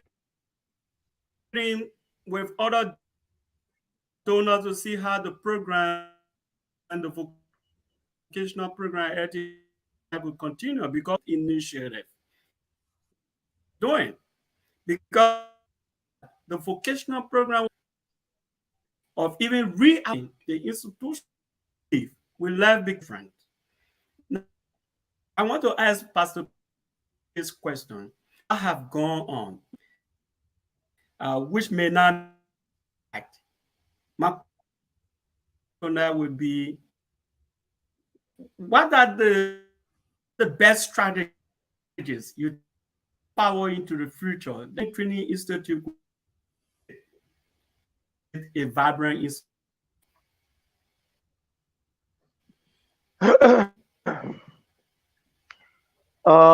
I know you're breaking through, but I think I got the question. Yeah. Um, okay, you got it. And right now, first thing first, let us establish what happened to LTR. I think the partners are interested. They want to know what happened to the animal. Uh, Timba was angry. He was furious. We need to explain to them what happened. You know, someone say the snake was biting the thing. All the 4 years I stayed there, the snake was not biting the cow. Only when I left, the snake started biting the cow started dying. We need to know what happened to the cow. The animals, the goat, the sheep, what happened to the chicken? Somebody said, oh, every day the chicken that used to die, the chicken, the mortality rate went up to almost 50 chicken per night. Hey, but when Pastor Paye was there, that was not happening. The mortality rate was not going up. What? So let's first of all establish what happened to LTI. When we know what happened to LTI, for LTI to be at this point, then we need to sit down and think, what is it we want to do with LTI? Bishop said he wants to open a TVET program, which is very good, the vocational program, as a way, as a housewarming for the academic division. We need to sit down and determine after all of these things what kind of LTI. The LCL should see LTI as an agricultural institution. The university we're thinking about establishing, if we can have the what we call the agricultural college there. We have the land, 350 hectares. We got the land. I went around the perimeter of that land. I got the picture. So Bishop got some good plans. So the first thing, let's establish what happened to LTI. How did LTI come this low? How? What happened? Who took all? I want to know who took all of these things from there. Where did they go? Let the school system be questioned. Let we the director your question us. So we give account. I left a turnover note there. They got it there. You understand? I made some report. He report on my computer. So let's compare notes of what I left there when Pagla came, when he left there. When they making, what did he get? Let's compare notes. Let's start speculating until we can establish what happened to those animals and those things. It will be hard for people to just take their money and put it into LTR. It will be difficult because they would think that it would just be a waste again. The other day when on a road, a colleague was passing, he saw the campus clean. He said, he said to me, Pastor Paye, I saw the place clean. What? You hear that? So what happened? That's my first answer to that question. Yeah, Pastor, and I'm concerned. The question that Abe asked about the Flower March, what can we do? How can we resuscitate LTR? How can we, rebuild LTR? And I like the way you started. First, we need to establish what went wrong, the extent of the damage done to LTR. Who was involved, the role of the leadership, because LTR is an institution that belongs to the LCL.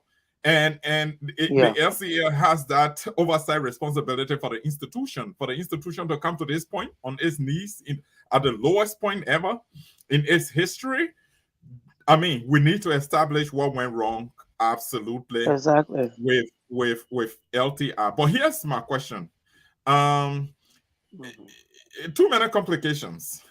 LTI is in the spotlight to to house the main campus of the proposed Lutheran University, and we want to do TVET.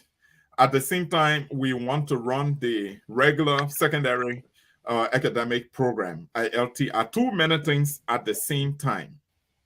How are we building the synergies? How are we putting this into context in a way that can help us to better situate the institution?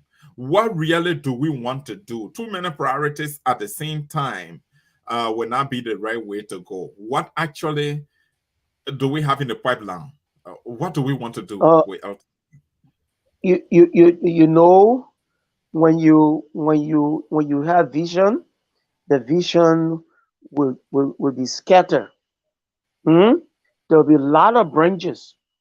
So what you need to do, you got technocrats. You put them down, let them sit down and do what you call one environmental studies. They will do interest study and all of those things. From there, they will look at the location, which is environmental study.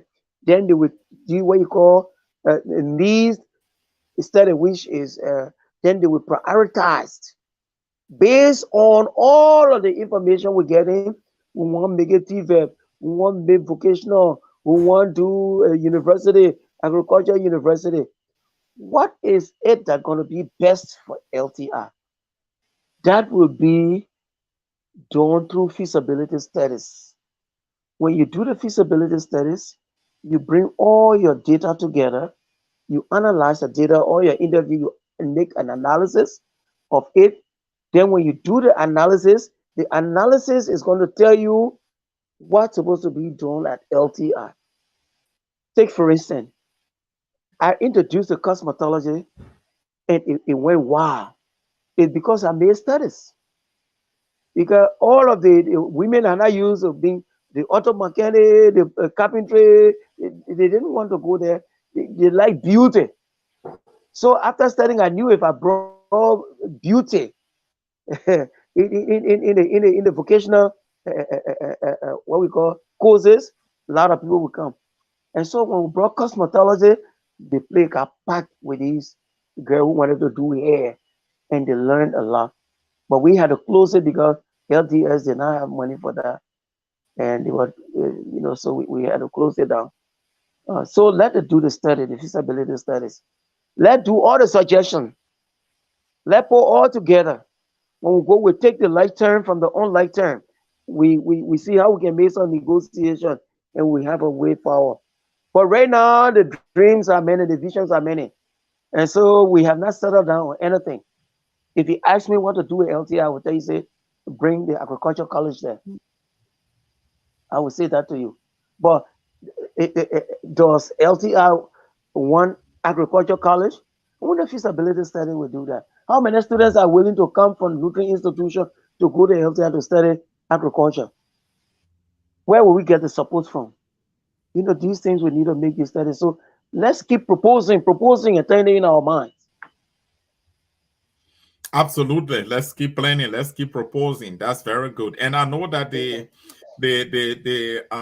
document they're working on is also going to help to provide some strategic direction in that respect. But Willie, can we recognize our viewers? And I'm sure we got a few questions. Sunday Josh, I think, was asking some questions. I think about That's my boy. That's my boy. Yeah. Yeah, absolutely. So let's recognize the guests and take the questions from Yeah, our sure. I want to recognize our sister Evelyn K. Jones. She's there from St. Matthew's Lutheran Church. Brother John Dakalon, Dr. Duoko. And guess what? When we told Reverend Paye, let's go to LTI, he was, kind of screaming, say, yeah, let's, yeah, LTI. So the president of the National Lutheran Youth Fellowship, Brother George Mulva, we want to welcome you. Brother Zizi Roberts, we want to welcome Brother Zizi Roberts as well. And Sis Marilyn Mulva. Sis Marlon Yeah, Morgan, we want to recognize that's you. my girl. Let's Yeah. go to Sister Rama comment, Willie. Willie, let's go to Sister Rama comment. He said, "What sounds like fighting against the wind." I Yeah, think it was when Pastor Paye it's, was giving the highlights. well, he Yeah, was about giving the what the thing. highlights. It's like, where are these things? Where are all these things? You know, when he started asking, where are the 40 Right. cows? Where are the engines? Where are the, you know, when Pastor Phil asking all these questions, that's why he asked, like, is the fighting against the wind? You know, can't get any response. Yeah, I had to, you know, yeah, since Marlon Walbert, we were all together quite recently in Philadelphia. Uh, Brother Sonny George, he asked question, you know, and Mhm. yep, he asked a question. Pastor Paye, I think you're reading our question. No, no, no, no, no, no. Let me I see. can Okay, Sonny. I can Okay, go let me ahead and read read. Sonny question. Yeah. Okay, Yeah. Okay, but he got Pastor, two you questions. were to have the central office informed instead of going there alone. You weren't to go there alone. What I don't understand what he means that I was not to So go I there He's think alone. referencing he's he's referencing talking the about when collection, the collection for of the the check. money, the 40K. Yeah. So he has a second question. So the question about that, you know, you weren't to go there alone. The comment that he made was when you Oh, regarding when the the money. president when the vice president Yes. asks you to go, you know, to his office, you know, when the vice president asks you to go to his office. But you're gonna comment on that anyway. So he Oh, was Willie, asking can why we you have went there Pastor alone. Paye comment on that? Then we take the second one Anyway, because Let you me have to comment go. on anyway, that. he didn't get the money. Sonny, Let me just He, recognize instead some of of the him, people. Let me recognize him going people. there alone, Okay. the Yeah. central office of collected the money. So we also want to recognize Brother Abba Sama. As we all know, Abba Sama, he is the he's the procurement officer of the church. He's the procurement officer. And also our sister Sue Lamon Gay Koluba. So no Koba. We want to welcome you as well. Thank you so much for watching. We're gonna go back to Brother George's question. The first one he asked, he said, why you went alone? And the second question is here. So if you respond to the first one, then we can go with the second, or I don't know if you want to do both at the same time. but here's the thing, Sonny. I didn't go even to the Ministry of Finance. I called. The name the vice president gave me to go. I called. He said, no, the people got the money. And that was it. Because, like you know, that when they issue the check definitely will have to come into the school that are the LCL covered. But it would have been an honor for me to Yeah. go there as director and receive the check and report it. You leave me Yeah. behind, you say I'm nothing. I'm a money eater. I assume. And the money was eating anyway. The money was eating anyway. There's a second question here. He's asking. He said, does Pastor Pay? I mean, when he said pastor, you know, he's talking about, does pastor have written documents on all these he is saying? For example, the amount he received from central office or on an annual basis. So he's talking about, I think, like um allowance or so. But I hope he would just call in and, you know, and Allowance. I don't think it's Allowance. allowance. no, He I just don't want think to. it's allowance actually, but He's he said, do asking you if have you have documentary evidence to the points you are making. You think what I'm talking from? You think I'm talking all just out of my head? I think he's talking about total budget. Huh? You're talking about things I'm talking about. Got missing Yeah, from and how much there. from Central East? Right. How much? How much? What? If you are receiving money from central administration from the LCL, do you have documentary evidence to those money trails? The financial department of LTI, the accountant that was there, he's still the accountant for the LCLSS. They're not stranger who got there How now. much? He's the same person. He used to go for the money. He has all the documentation to LTI. Right. LTS is still there. Gabriel Flomo is still the finance officer of LTS. What I'm saying to you, they're not fire coming from my mouth. Are true. Yeah, I'm telling you the real truth as I see it. And the reason why I have to appear here to say all of these things is too long they've been running with my name that I damaged LTI. So I want us to find the criminals. Let's find a criminal now. Yeah, it's quite understandable, Pastor. You know, when those kind of romance persist, you know, there can be emotions, absolutely. So we understand the angle you come from with that, and you are right. Because you headed the institution for 4 years, despite the growth at the institution at that point, there are so many negative information that filter, you know, across regarding some of the things they claim that happened during your tenure. But again, folks, this is my Lutheran Connections discussion. We are in conversation with Pastor Thomas Zina Paye, a senior pastor of the Lutheran Church in Liberia. Today, we are having the second part discussion on the 3-part series on LTR. The next phase of the conversation will be on why do we want support at this time for LTR in the interim, while plans are underway for the overall resuscitation, because we need to raise funds. The bishop has a project ongoing to give LTR 100% facelift. We don't just want to start asking you contribute your monies, you know, towards that endeavor without telling you where we are. And some of the people who would definitely quite suited to tell us where we are, where we come from, and where we are. One of them is right here with us, is Pastor Paye. He has given you an in-depth information as to what are some of the issues that affected LTR to bring it to this point. So we will be going back to Pastor Paye. Pastor Paye will be suggesting to us, you know, to you, not to us, to you, in terms of if we are to start raising money, as we intend to do the next Sunday when we sit with the bishop, probably with the bishop, Pastor Paye, and another person from the Alumni Association, because that's the plan, right, Willie? We are supposed to bring bishop and 2 other persons, right, Abel? Yeah, absolutely. That's the plan we have for the upcoming program. We are going to be having next Sunday, as we know, our usual state of the affairs of the LCL with our bishop, the Right Reverend Dr. G. Victor Patmo. He's going to be here.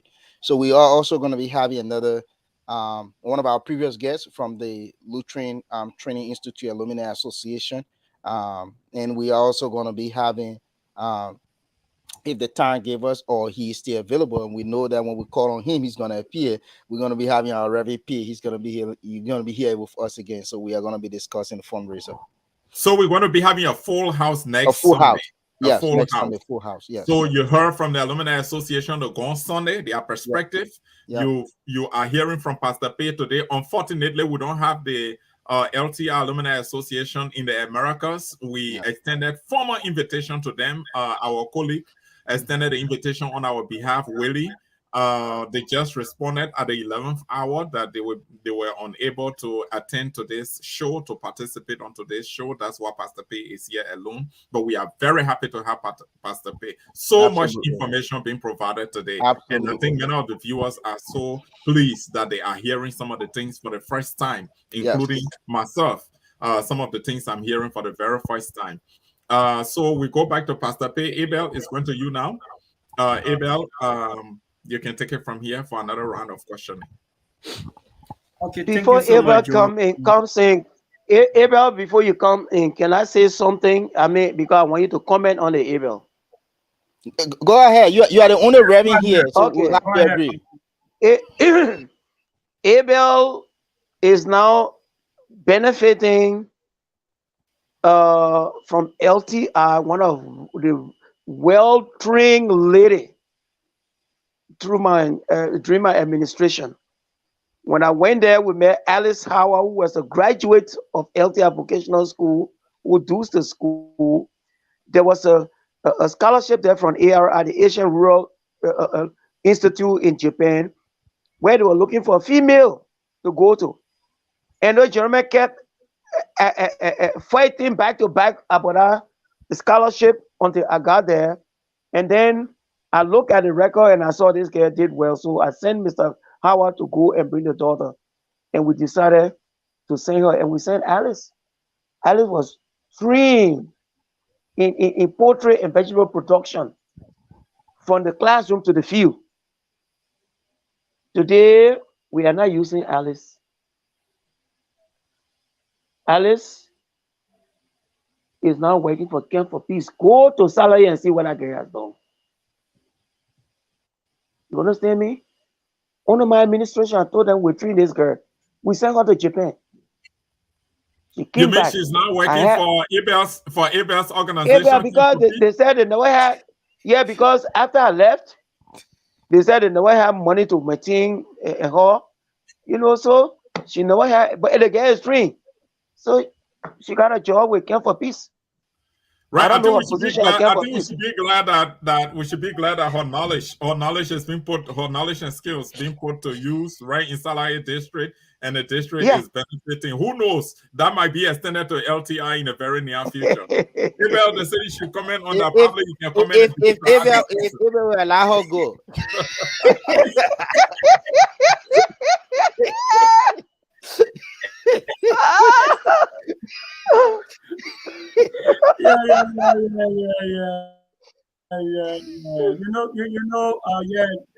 Development process. Human resource development is very key to institutional development.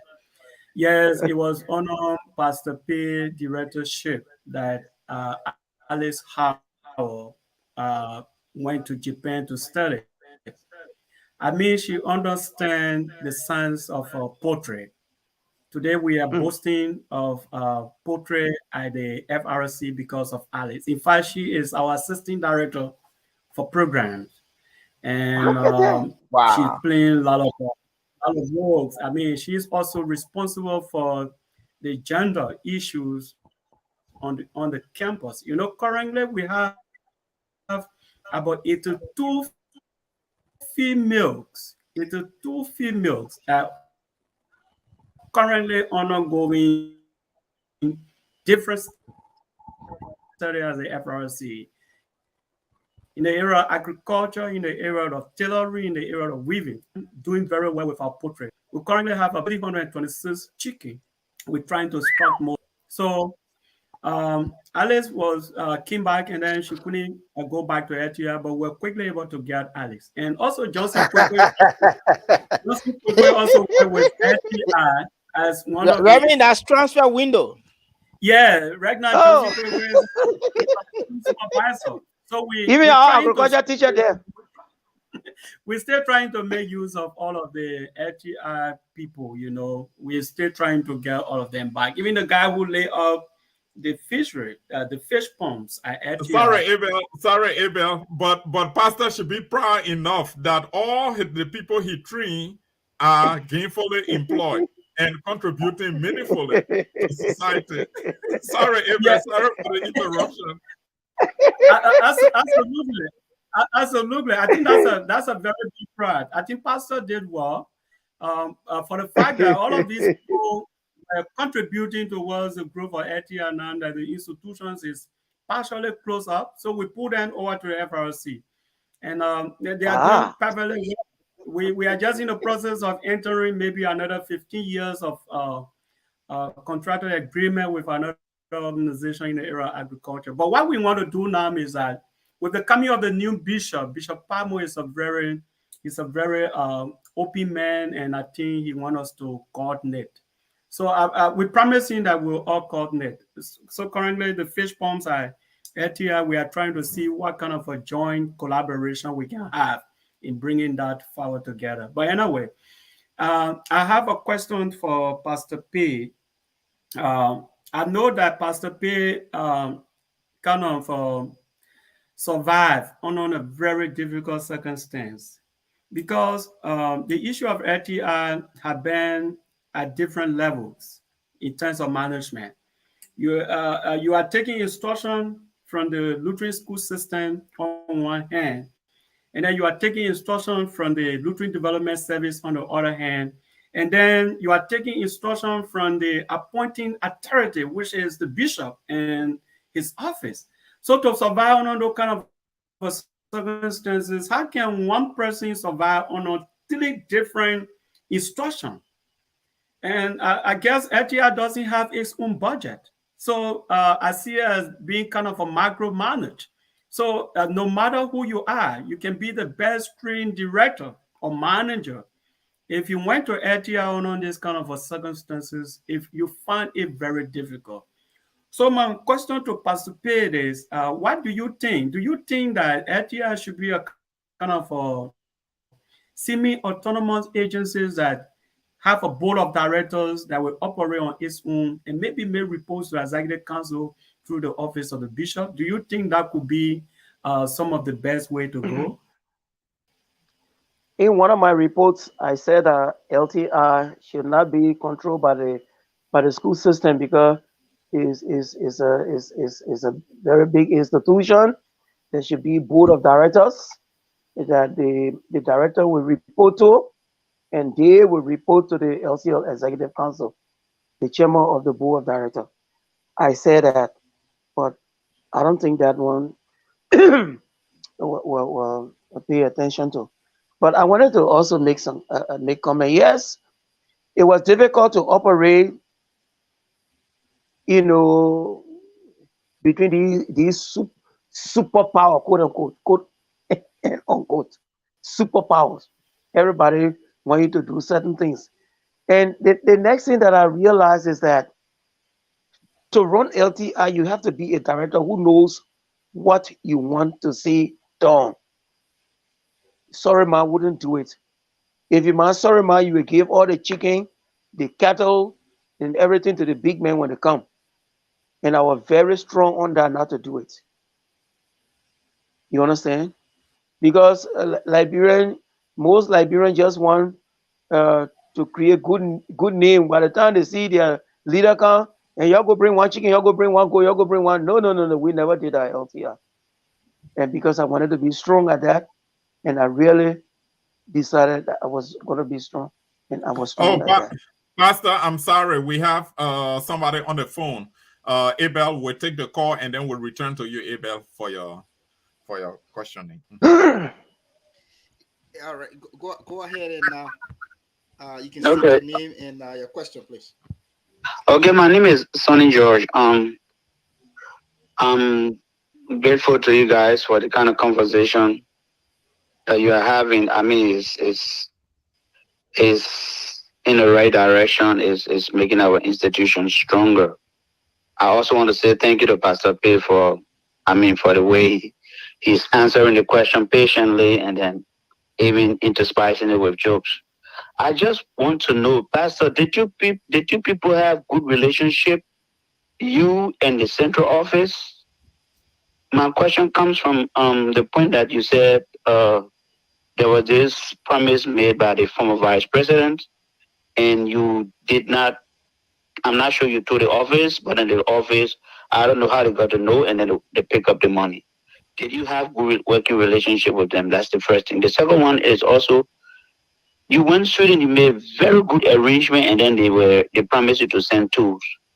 Did you inform the central office about it? Did you follow up with the Swedish about the tools? Because up to now, I don't know if because I was off and on because of the internet. I don't know if somebody asked that question, but I just want to know these concerns. Thank you so much. So, brother yeah, Josh, Sonny. Okay. Pastor Paye respond, please. Sonny, thank you. Every time I travel out of this country, when I came back, I made a report. When I went to Germany in '98, I made a very good report. When I traveled for studies in Switzerland, I made a report. When I went to Sweden, I came back, I made a report. And I sent the report to the GS. I sent a copy also to LDS. And because I have to do so because the church sent me. All that I am and hope to be came from the church. And my parents didn't have money to send me to the kind of places. So yes, I made a report and I got copies of my report. I can make it available. The report I made. The next question, which was the first, did Do I have good relationship? Did I have good relationship with the office? Yes. The implication of that question is then why are you angry that you didn't get the money they went there and took it, or why didn't they inform you? Look, when you tell the door, be the security to my door, don't tell the door why you are barking at me. You understand me? You assign me. You entrusted me with responsibility. And that's why you say I am the director. The money issue was announced by the national radio. It was all over. Eh? Even the chin in my mattress heard our announcement. So what? All the animals at LTI, they heard the announcement. The So money out. it wasn't secret. Eh? It wasn't secret. It wasn't secret. It wasn't secret. Do I have to go and tell the office, there was an announcement on the air? Well, it was there. The how do you call it? We had what we call the psychosocial man, the dean of the district, who informed the bishop all of the time. Newman were there. I want to believe that by the time the people left, Newman may have called and say there's money coming to LTI. Yeah, but here is what happened. Before I was assigned to LTI, I hope Sonny you listening. Before I was assigned to LTI, and I'm listening, people were Pastor. saying, people said, that man you assigned there, don't give him money. He's not good at money. He's not good at money. You're talking to a responsible man who got children that he's educating. You're talking to a man who is highly educated. So you want to tell me I don't know my money different from the people money they gave me? You think I'm one of those who will take the church money and start building several $1,000 worth of house and buying cars and opening? I'm not that kind of person. Yeah, I'm not perfect, but I'm not corrupt like that. And that's why we got to find those who rob LTI. Yeah, that's true. Do you Thank have you. any Yeah. follow-up question, Brother George? I know I was just saying, even though it was on the national radio and everybody heard it, but for experience's sake, right, for management reason, I think the pastor was just supposed to have done a note to the FAR and send it to the central office so that they be in the know, so that they go there as an institution instead of just here alone going there. That's just the For follow what? up. What? Sonny, I Yes, called yes, the sir. number the vice president gave me. I called. The man told me they finished taking the money. Why didn't they tell me that they were going for the money? Eh? They said The man who the code requested the belong. money, Eh? he will let it be. They said the saying go, the code belong to the eye. When you take it, all you got to show it to it. Why didn't they tell me? Exactly. Okay. Okay, Pastor. Thank you. That would be all from my end. Okay, That Sonny was a man. good one. That was a good one, Brother George. But you ought Good to go question. along with him too. If I let me, maybe I will collect that money. Right. Yeah. No, but you know one thing, Bijo. I want to come to the pastor, to Pastor Paye's aid, right? Right. Right. Like he said, he was appointed. Mhm. Okay, he was appointed, and the fact that he was appointed, he's a direct representative of the LCL Mhm. when it comes to LTI. The fact that he being a director, okay, and he was asked to contact such and such person. So let's give the benefit of the doubt. Okay, the quote unquote saying, okay, this man, you can't trust him with money or you can't trust him with people money.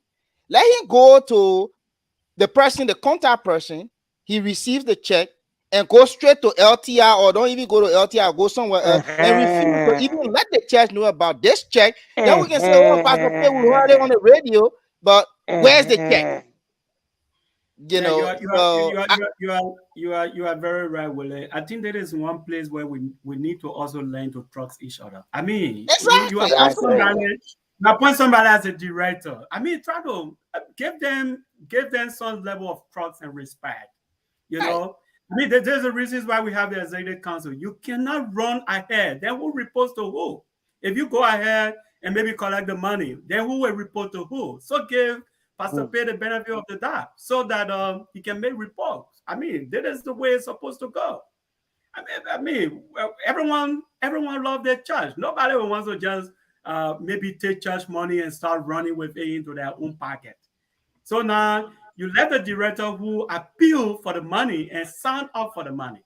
Then who reports to who? So I mean, I understand Pastor Paye frustration, and moving forward, we need to kind of give people trust so that they can Right. perform a specific task. You know, if the Absolutely. person does not perform the task to your expectation, then of course you have every reason to say, look, we need to audit this man, or we need to remove him, or so forth. But That, that, mixing that, up like this is somehow oh, wrong. sorry, Iba, and sorry, brother Chuka.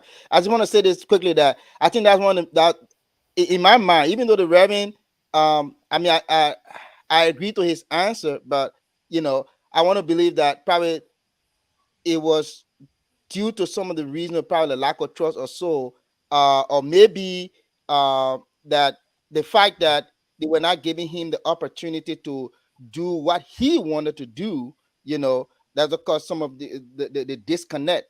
Okay, because for one fact, you had just allowed him as the director, okay, who made the appeal, go receive the funding, come and report it. Okay. Or like he mentioned that maybe sometime when there's a guest coming, okay, or there are guests coming to the facility, he won't say, okay, go and kill the chicken, or okay, because this is such and such big person, give the person like like the palm seating, give them 500, give them 300. He wouldn't do that because he want to keep his job. I think he was looking at the institution. And again, perhaps because that I'm not given the opportunity to do what I want to do, the person who is heading this area is not, he doesn't want to give me that room to do whatever I want to do. It means I have to get rid of him. So I should remove him and bring another person who in there who will just listen to the song or listen to the marching beat. So I just wanted to mention Good that. points, That's Willie. some of the Good points, addition. Willie. And I think in short, you're trying to say that they might have seen his actions as being uncooperative. So to speak, yeah, pretty much, And yeah, so exactly, yeah, probably from his explanation, right. the points that he raised, and anybody can make that analogy. But again, I agree 100% with Abel that hey, when you work with people, the primary quality that must be maintained by all is trust. Right. Trust. You have to trust people that you work with. The director of the institution, for God's sake, was the one who encouraged the vice president by his work on the campus. The vice president was impressed. The vice president did not come there and see porcupine and see a squirrel all running all over the place. The place bushy covered by forest, and then say he's impressed by that to give him the money. It's because of the hard work. His work cut it for him as director. And it was on behalf of the institution, the LCL. So he just needed to be given some respect. Everybody knows that such check will now go in the private account of the director. Obviously, it will go in the LCL account because LTI is not an autonomous institution to operate its own account. It was going to go strictly to the LCL's account, either through the SSS. So just give the men some respect. But I think when people have mindsets about people, and when the politics play too much in the institution, like Pastor Paye indicated from the outset, people get blinded by the reality. And I think that will consume everybody. And this is the drama, the drama in the whole situation. Pastor Paye was working hard to mobilize, resources and to get projects coming to the institution to attract donor support. But from his explanation, and don't take my word for it, but that's the way I understand it. From his explanation, every time monies were coming, then the central office would get involved at that point. That's the only point that we get involved when resources were coming in. When donors want to provide support, it has to go through the LCL. Why do I say that? Abel indicated that when he was giving them $20,000, and that's United States dollars, hard currency. I'm not talking about Liberian dollars. When Abel organization was providing that money, somebody made a statement. A key person made a statement, and Abel, prove me wrong if I'm wrong. It made a statement that the Secretary General will not agree for the money to go directly to LTI. meaning that they will only accept for the money to go through the central office. That is Sure. an indicator that Pastor Paye's role as director was limited to mobilizing the resources, but he should have nothing to do with the application of the resources.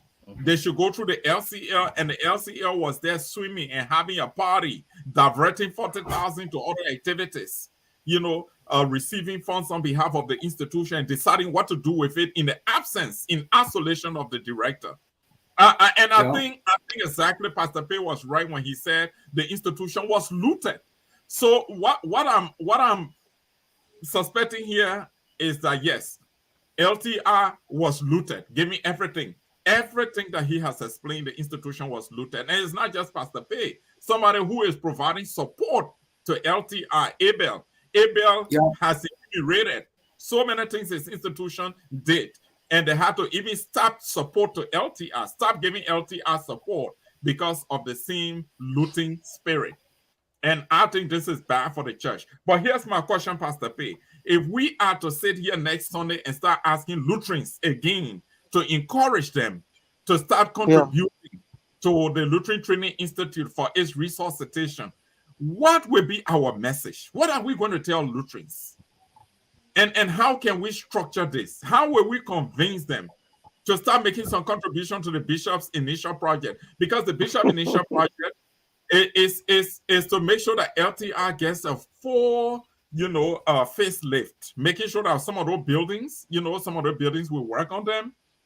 We make sure that we improve them, ping them, put them in an encouraging state that people will be able to start working with the church to support LTI. Pastor Paye, what can we start telling the people next Sunday?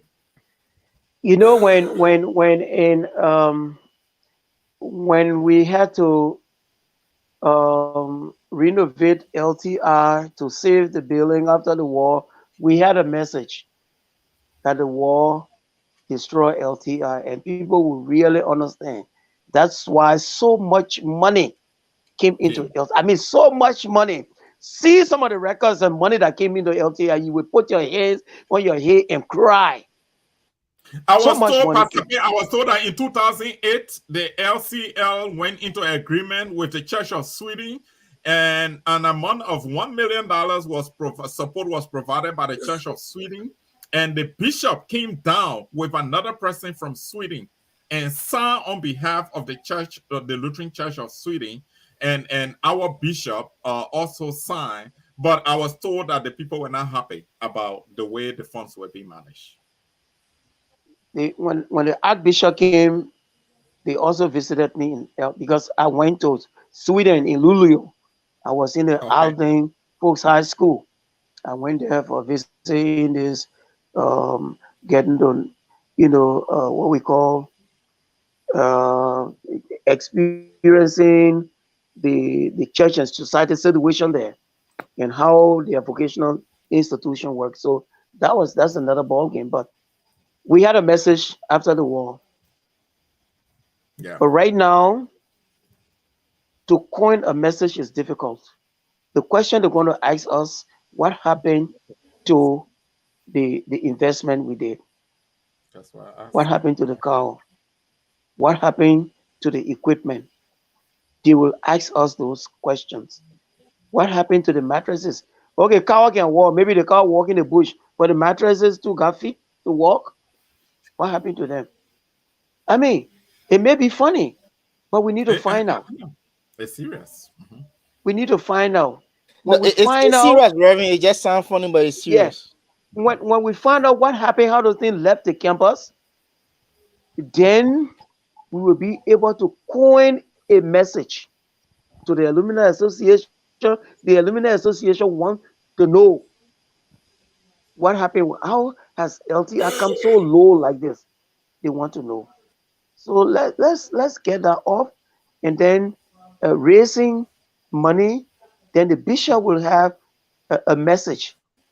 Yeah, sometimes we say that is water under the bridge. We usually say in Liberia, without that spill milk, it pass. But the milk that spill here, those ends are coming on the let catch the ends, let it tell or how can the cut to the place there. maybe they will tell us that Pastor Paye wasted the milk there. Yeah, so right now I don't have a message.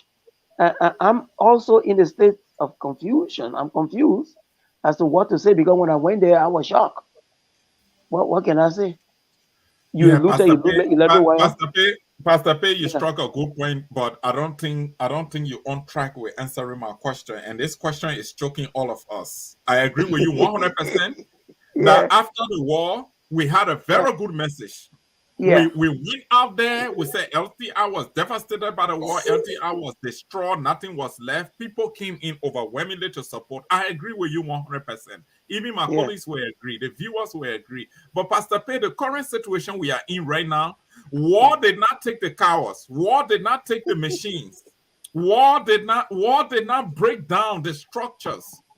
The all the things that you guys did at that place, war did not take the human being took them, human being responsible for them. There has to be accountability. But yeah, prior to the real institutional development, the upliftment of LTR, the facelift project of the bishop needs some support. Right now, in the interim, we need to provide some support to the bishop efforts currently, right now.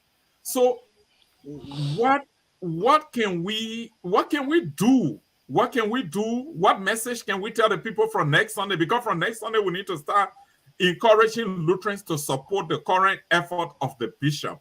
Abel Willie, I think am I on point with that? We need to start the message. What can we Yeah, start Yeah, telling? absolutely. What absolutely, can we start telling absolutely, Lutherans Joe. as a Absolutely, family? mm. Joe.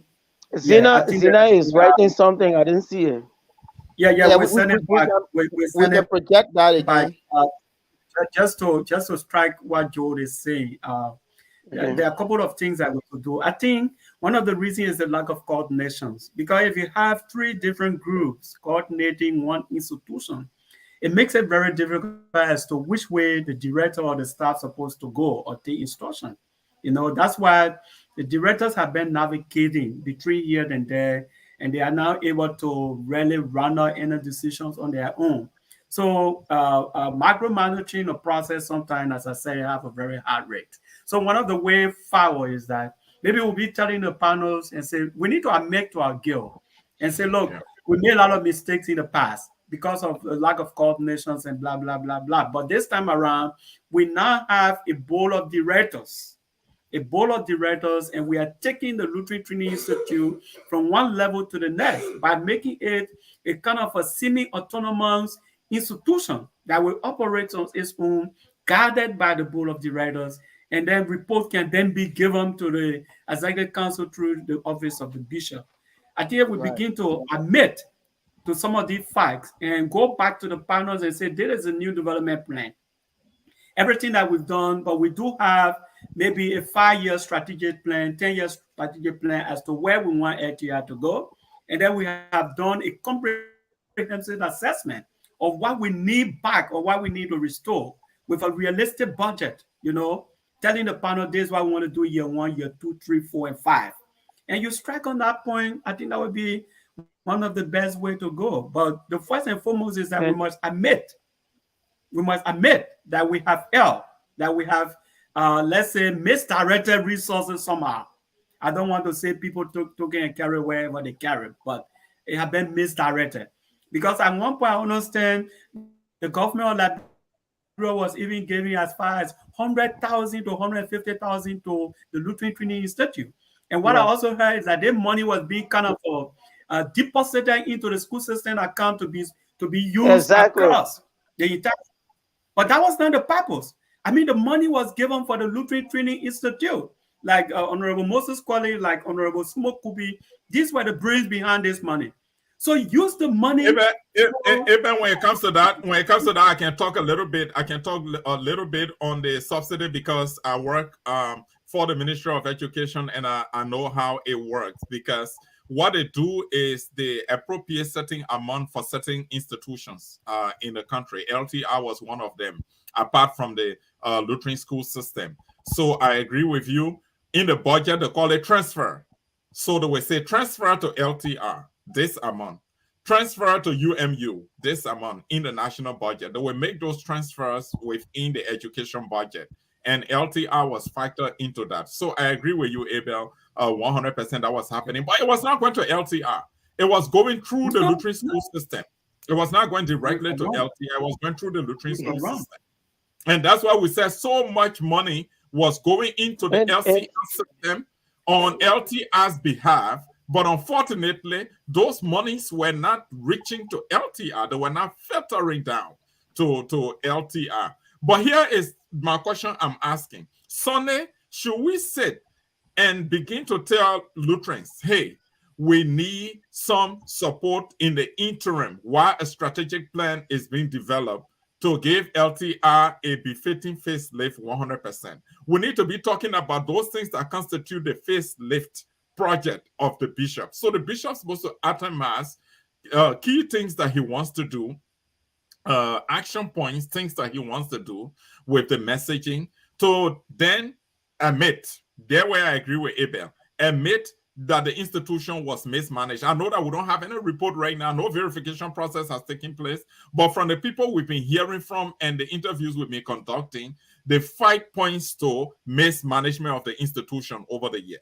So we have to, over the years, so we have to sit beginning Sunday to begin to tell Lutherans that this is our institution and no one is going to do it for us. We have to do it for ourselves. So we are beginning to raise money to generate resources, because some people were giving cash and kind to generate resources, but the institution was mismanaged, and a mechanism is being put in place. Probably we can refer to the strategic plan that is being developed and all of the activities that are ongoing, concerted efforts that are in play. I think that's how we should proceed from Sunday. But the bishop has to come up with something well atomized in terms of what he wants to achieve in the interim for giving LTI, a facelift. I think that's how we should approach it from Sunday.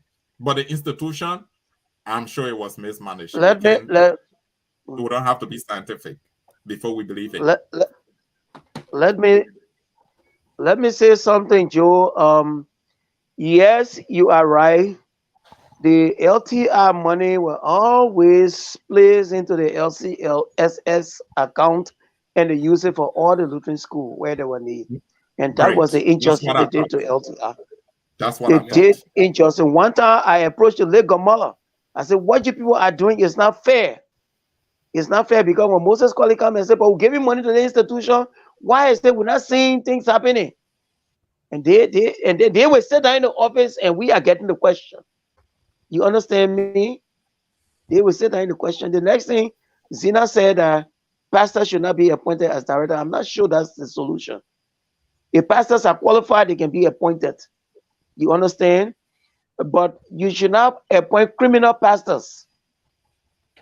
I think that's it. So I'm trained, and I know that I have the training to be a director. Should you deny me? But when I become a criminal pastor, don't appoint me to LTI, because I will steal everything and sell them. You understand me? Yeah, you understand me? Yeah. Sonny was talking about monitoring and evaluation. We always used to have that. The team will come to do monitoring and evaluation from the LDSR, but they will concentrate on the LDS projects, not the academic school. It had to be a real man in the shadow of another man. Yeah, had to be real man in the shadow of another man, the word of Pastor Paye. Folks, we've been here for more than 2 hours, dedicated the time to the Lutheran Training Institute. That's how important this topic is. Our 3-part series on LTR. Today is part 2. We are having the final part the coming Sunday. That's next Sunday. We are going to be having the bishop sitting here with us. We're going to be having Pastor Paye sitting here with us. I can vouch for Pastor Paye. He's going to accept the invitation to come. He has never declined our invitation. We're going to have one person from the Alumni Association. I don't know if it's going to be Luke Bao or it's going to be Dr. Duoko, but we look forward to having one of them sitting with us. If the LTI Alumni Association in the Americas accept to come to sit, so we have 4 persons here, we make accommodation to have the 4 persons here. Before we can close, I just like to go back to my colleagues, Willie and Abel, and then we'll take final comments from Pastor Paye so we can close. This has been a healthy conversation. Or you watching there from your homes, wherever you are across the world, would like to say thank you for keeping with your commitment to following the program. This is very good. Willie, what do we have? Yeah. So like you just mentioned that next Sunday we are going to be having the bishop, our regular, um, state of the affairs of the LCA with the bishop. We're going to be having that time. But in my closing comment, I just want to say this: that one, I know we already passed this issue, the issue of integrity. I think the burden of proof when it comes to integrity of what we've listened to and what we know, you know, rest on the shoulder of the the GS who posted her comments. So the burden of proof lies on her, and the opportunity is given to her as this platform um, gives her the opportunity to come here and defend either her comment or make some clarifications. So the burden of proof lies on her. We did not make any comment. We saw it that day. The bishop was using his phone light, which is disgraceful. Yeah. So the next thing I just want to say quickly here is, uh, uh, um, you know, I'm still troubled that a train. Let me remove the pastor. I want to go with my dear brother. I want to go with my dear brother Elijah Zina. But I would just take away the pastor. The Reverend hat from there. This Reverend Paye, or who have been Reverend Boeman, as we call him Yoko B, okay, or MIA. It could have been Reverend Yoko Boeman or the third pastor. The three of them, they are trained in this area, but he was there. He took the institution from where he met it and took it up to a higher level. Seeing such a person at this strategic area and removing them at the peak of development at that area, I mean, I'm still confused about it. Why he was let go? I'm still confused about it. I hope the the not really investigation team, but the audit team will really dig into some of these things, and I'm pretty much sure they will interview him because they're doing the audit of LCL. They will interview him, and we will get to know some of these things. Um, and the next one, just the way forward, that as we plan this, three-part series, and we are having the bishop coming, um, let us all just rally around the bishop. We saw during the bishop, we saw during the time the bishop was, coming up. The sorry, not coming up, but we saw the time when the bishop went out to LTI. We saw how the entire area was bushy up. Okay, and we saw the work that they did there. So if we do not support uh, Bishop Patmos' initiative to bring the church to a facelift, while we, locally, while we, try to work with international partners to help us to bring LTI to, to the status that we want it to be at, we'll find out that LTI again will go back into ruins because I want to understand we are either in rainy season right now, and all of the work, the effort that will put into place to brush that area, if we do not help the bishop initiative to bring it LTI up, to a facelift, I mean, it will go back to Liberia. In Liberia, we say square one. So I'm looking forward to hosting, for us hosting the bishop next Sunday, and I want to call on all Lutherans. You can be Liberian Lutherans, Lutherans in Zambia, in Asia, in Australia, north, south, east, and west of the world. Please let us help Bishop Patmos' initiative to in the ongoing facelift process of LTI. That's just what I want to mention. And then Reverend P, I want to say thank you very, very much for sticking with us, and thank you very much that anytime we call upon you, you are here with us. Thank you. Abel. Yeah, thank you so much, Pastor P. You strike a couple of points. One has to do with doing away with politics when it comes to development of our church. I think that is really real. We need to be very mindful. We need to watch out for people contributions, people talents and skills. People have specific talents in specific area. So when we are making decisions of taking people from institutions, we have to think, what have this person done? What the legacy that this person has left behind? What will be the impact, the negative impact if this person's leave? I mean, this applies to all of us in our respective areas. You can spend a lot of money and resources behind somebody, and the person is well versed and ready to deliver. And some money you just get up and just change the person. Pastor Paye was one of the best fitted for LTI. We all may have our own personal challenges, but I always tell people when there are challenges, it's better to sit on the table face to face to talk about it than maybe to just make a unilateral decision and say this person need to get up. You know, you need to look at the pros and the cons. If this person leave, what would be the negative impact?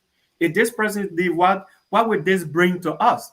You know, teaching Pastor Paye assignment from LTI, it really broke a lot of connections that were already in motion of taking place. Immediately he left, some friends who had a very great interest in it, but I don't think these people are serious.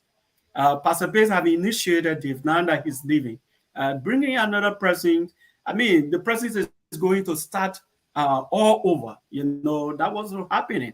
But I think he tried to make a lot of connections from across Canada to the US and to other places.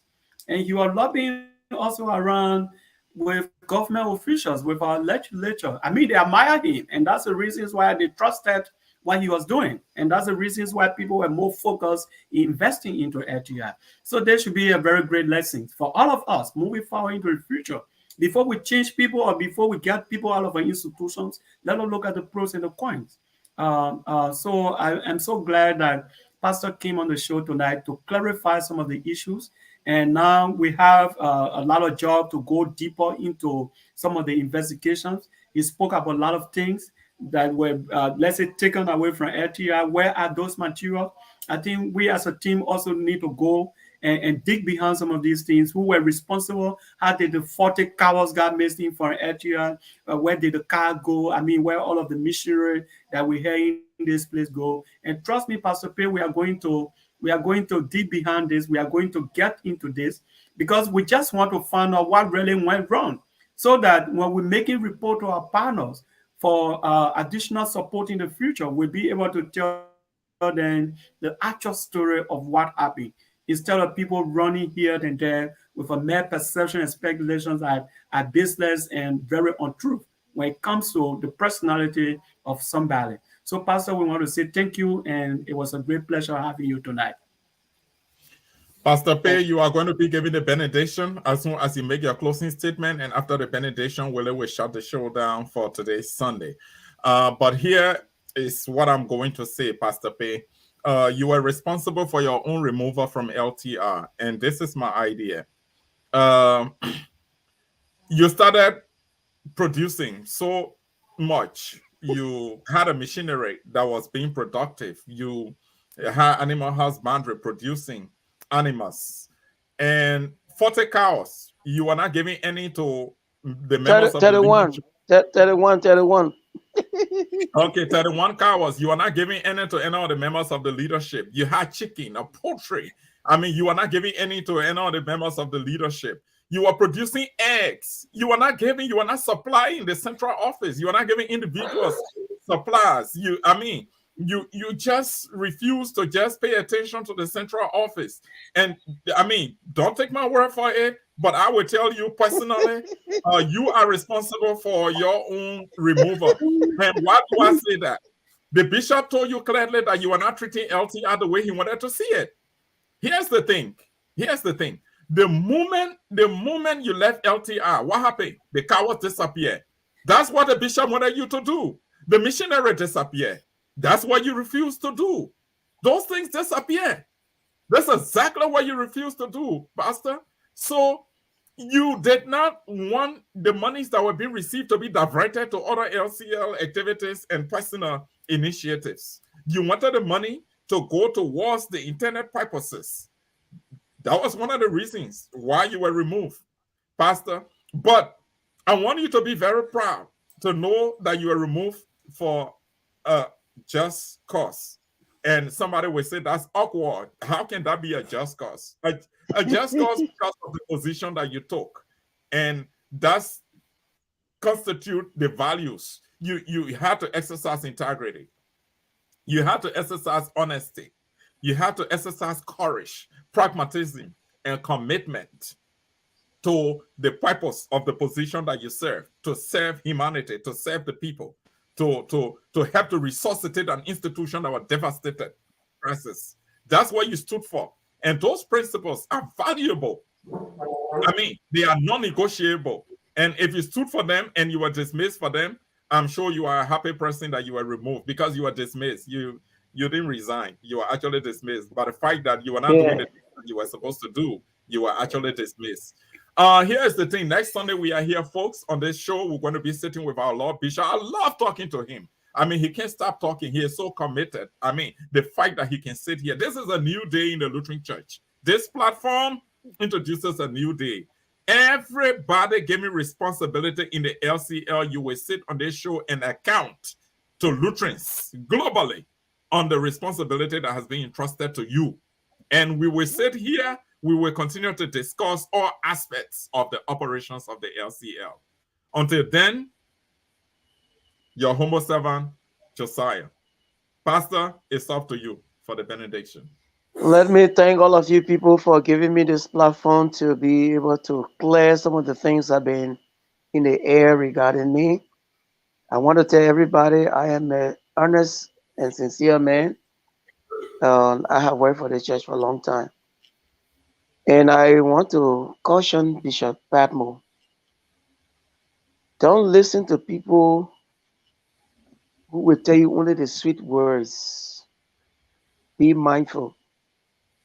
I want to believe that if Bishop Sayankolo had knowing the deep things that were happening at LTI when I left, and take me for my word, he was going to do something about it. I think somewhere along the line they were deceiving him. I want to be sure. Because it is inconceivable that you will be honoring somebody and the wrong thing is happening, and you know, because that's what they tell Bishop.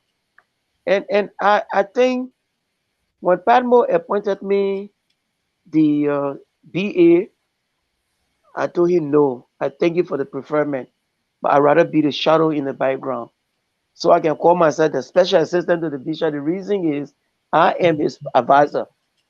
If I hear something that is going the wrong way, I go to him and say, hey, GV, this is not what we said we're going to do. And he knows me for that. And he respects me for that. That's why every decision he's taking, sometimes he communicates with me. I will tell him this is right and this is not right. And again, we should not think that everything we want a bishop to do, he will do them. The bishop got his own mind, he consult God, and he will do what is right to do.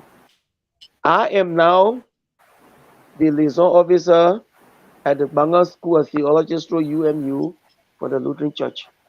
I'm helping to train the pastors. There where I am. Nobody, if you want to find out anything I'm doing, talk to me. Just stop spreading the rumors. Rumor can destroy people, it can destroy relationship. And the people you talk to, they will come and talk. So let us build LTI, not depending on rumor that people say. What I'm saying to you tonight, if you know there is no truth in it, come to me and say, produce the documentation, and I will produce it to you. I will produce it. If I don't produce it, say, Pastor Paye, you lie. Because I'm a man, I can keep record. Ask them. Joe, Willie, Abel, I can keep record. I can keep. If some of the record I got one, I'll show it to you, you will check. And that's what I am. I keep records. So I have records. When people write, I don't throw it away. I store it on Google. But I want to thank you very much. This is our church. Let this platform be open. We used to say we're not coming there because our campaign time, but right now, we come. Thank you. And before you bless all the benediction, sorry to break it, people. We're gonna be arranging a special program, a special show wherein you will come and talk to us about the LUL GST training program. We want to get information about it. So we'll be inviting you and all of our students that are there. How yeah, but we're gonna be inviting you. So there's a saying that the general is responsible. That's Sunday, You John. my Sonny. That's my man there. That's Sunday behind you. I am there. Sonny George agree with me. Sonny George agree with me that you are responsible for your removal. No, I don't deny that. We all are responsible, actually. But let us see who is more responsible.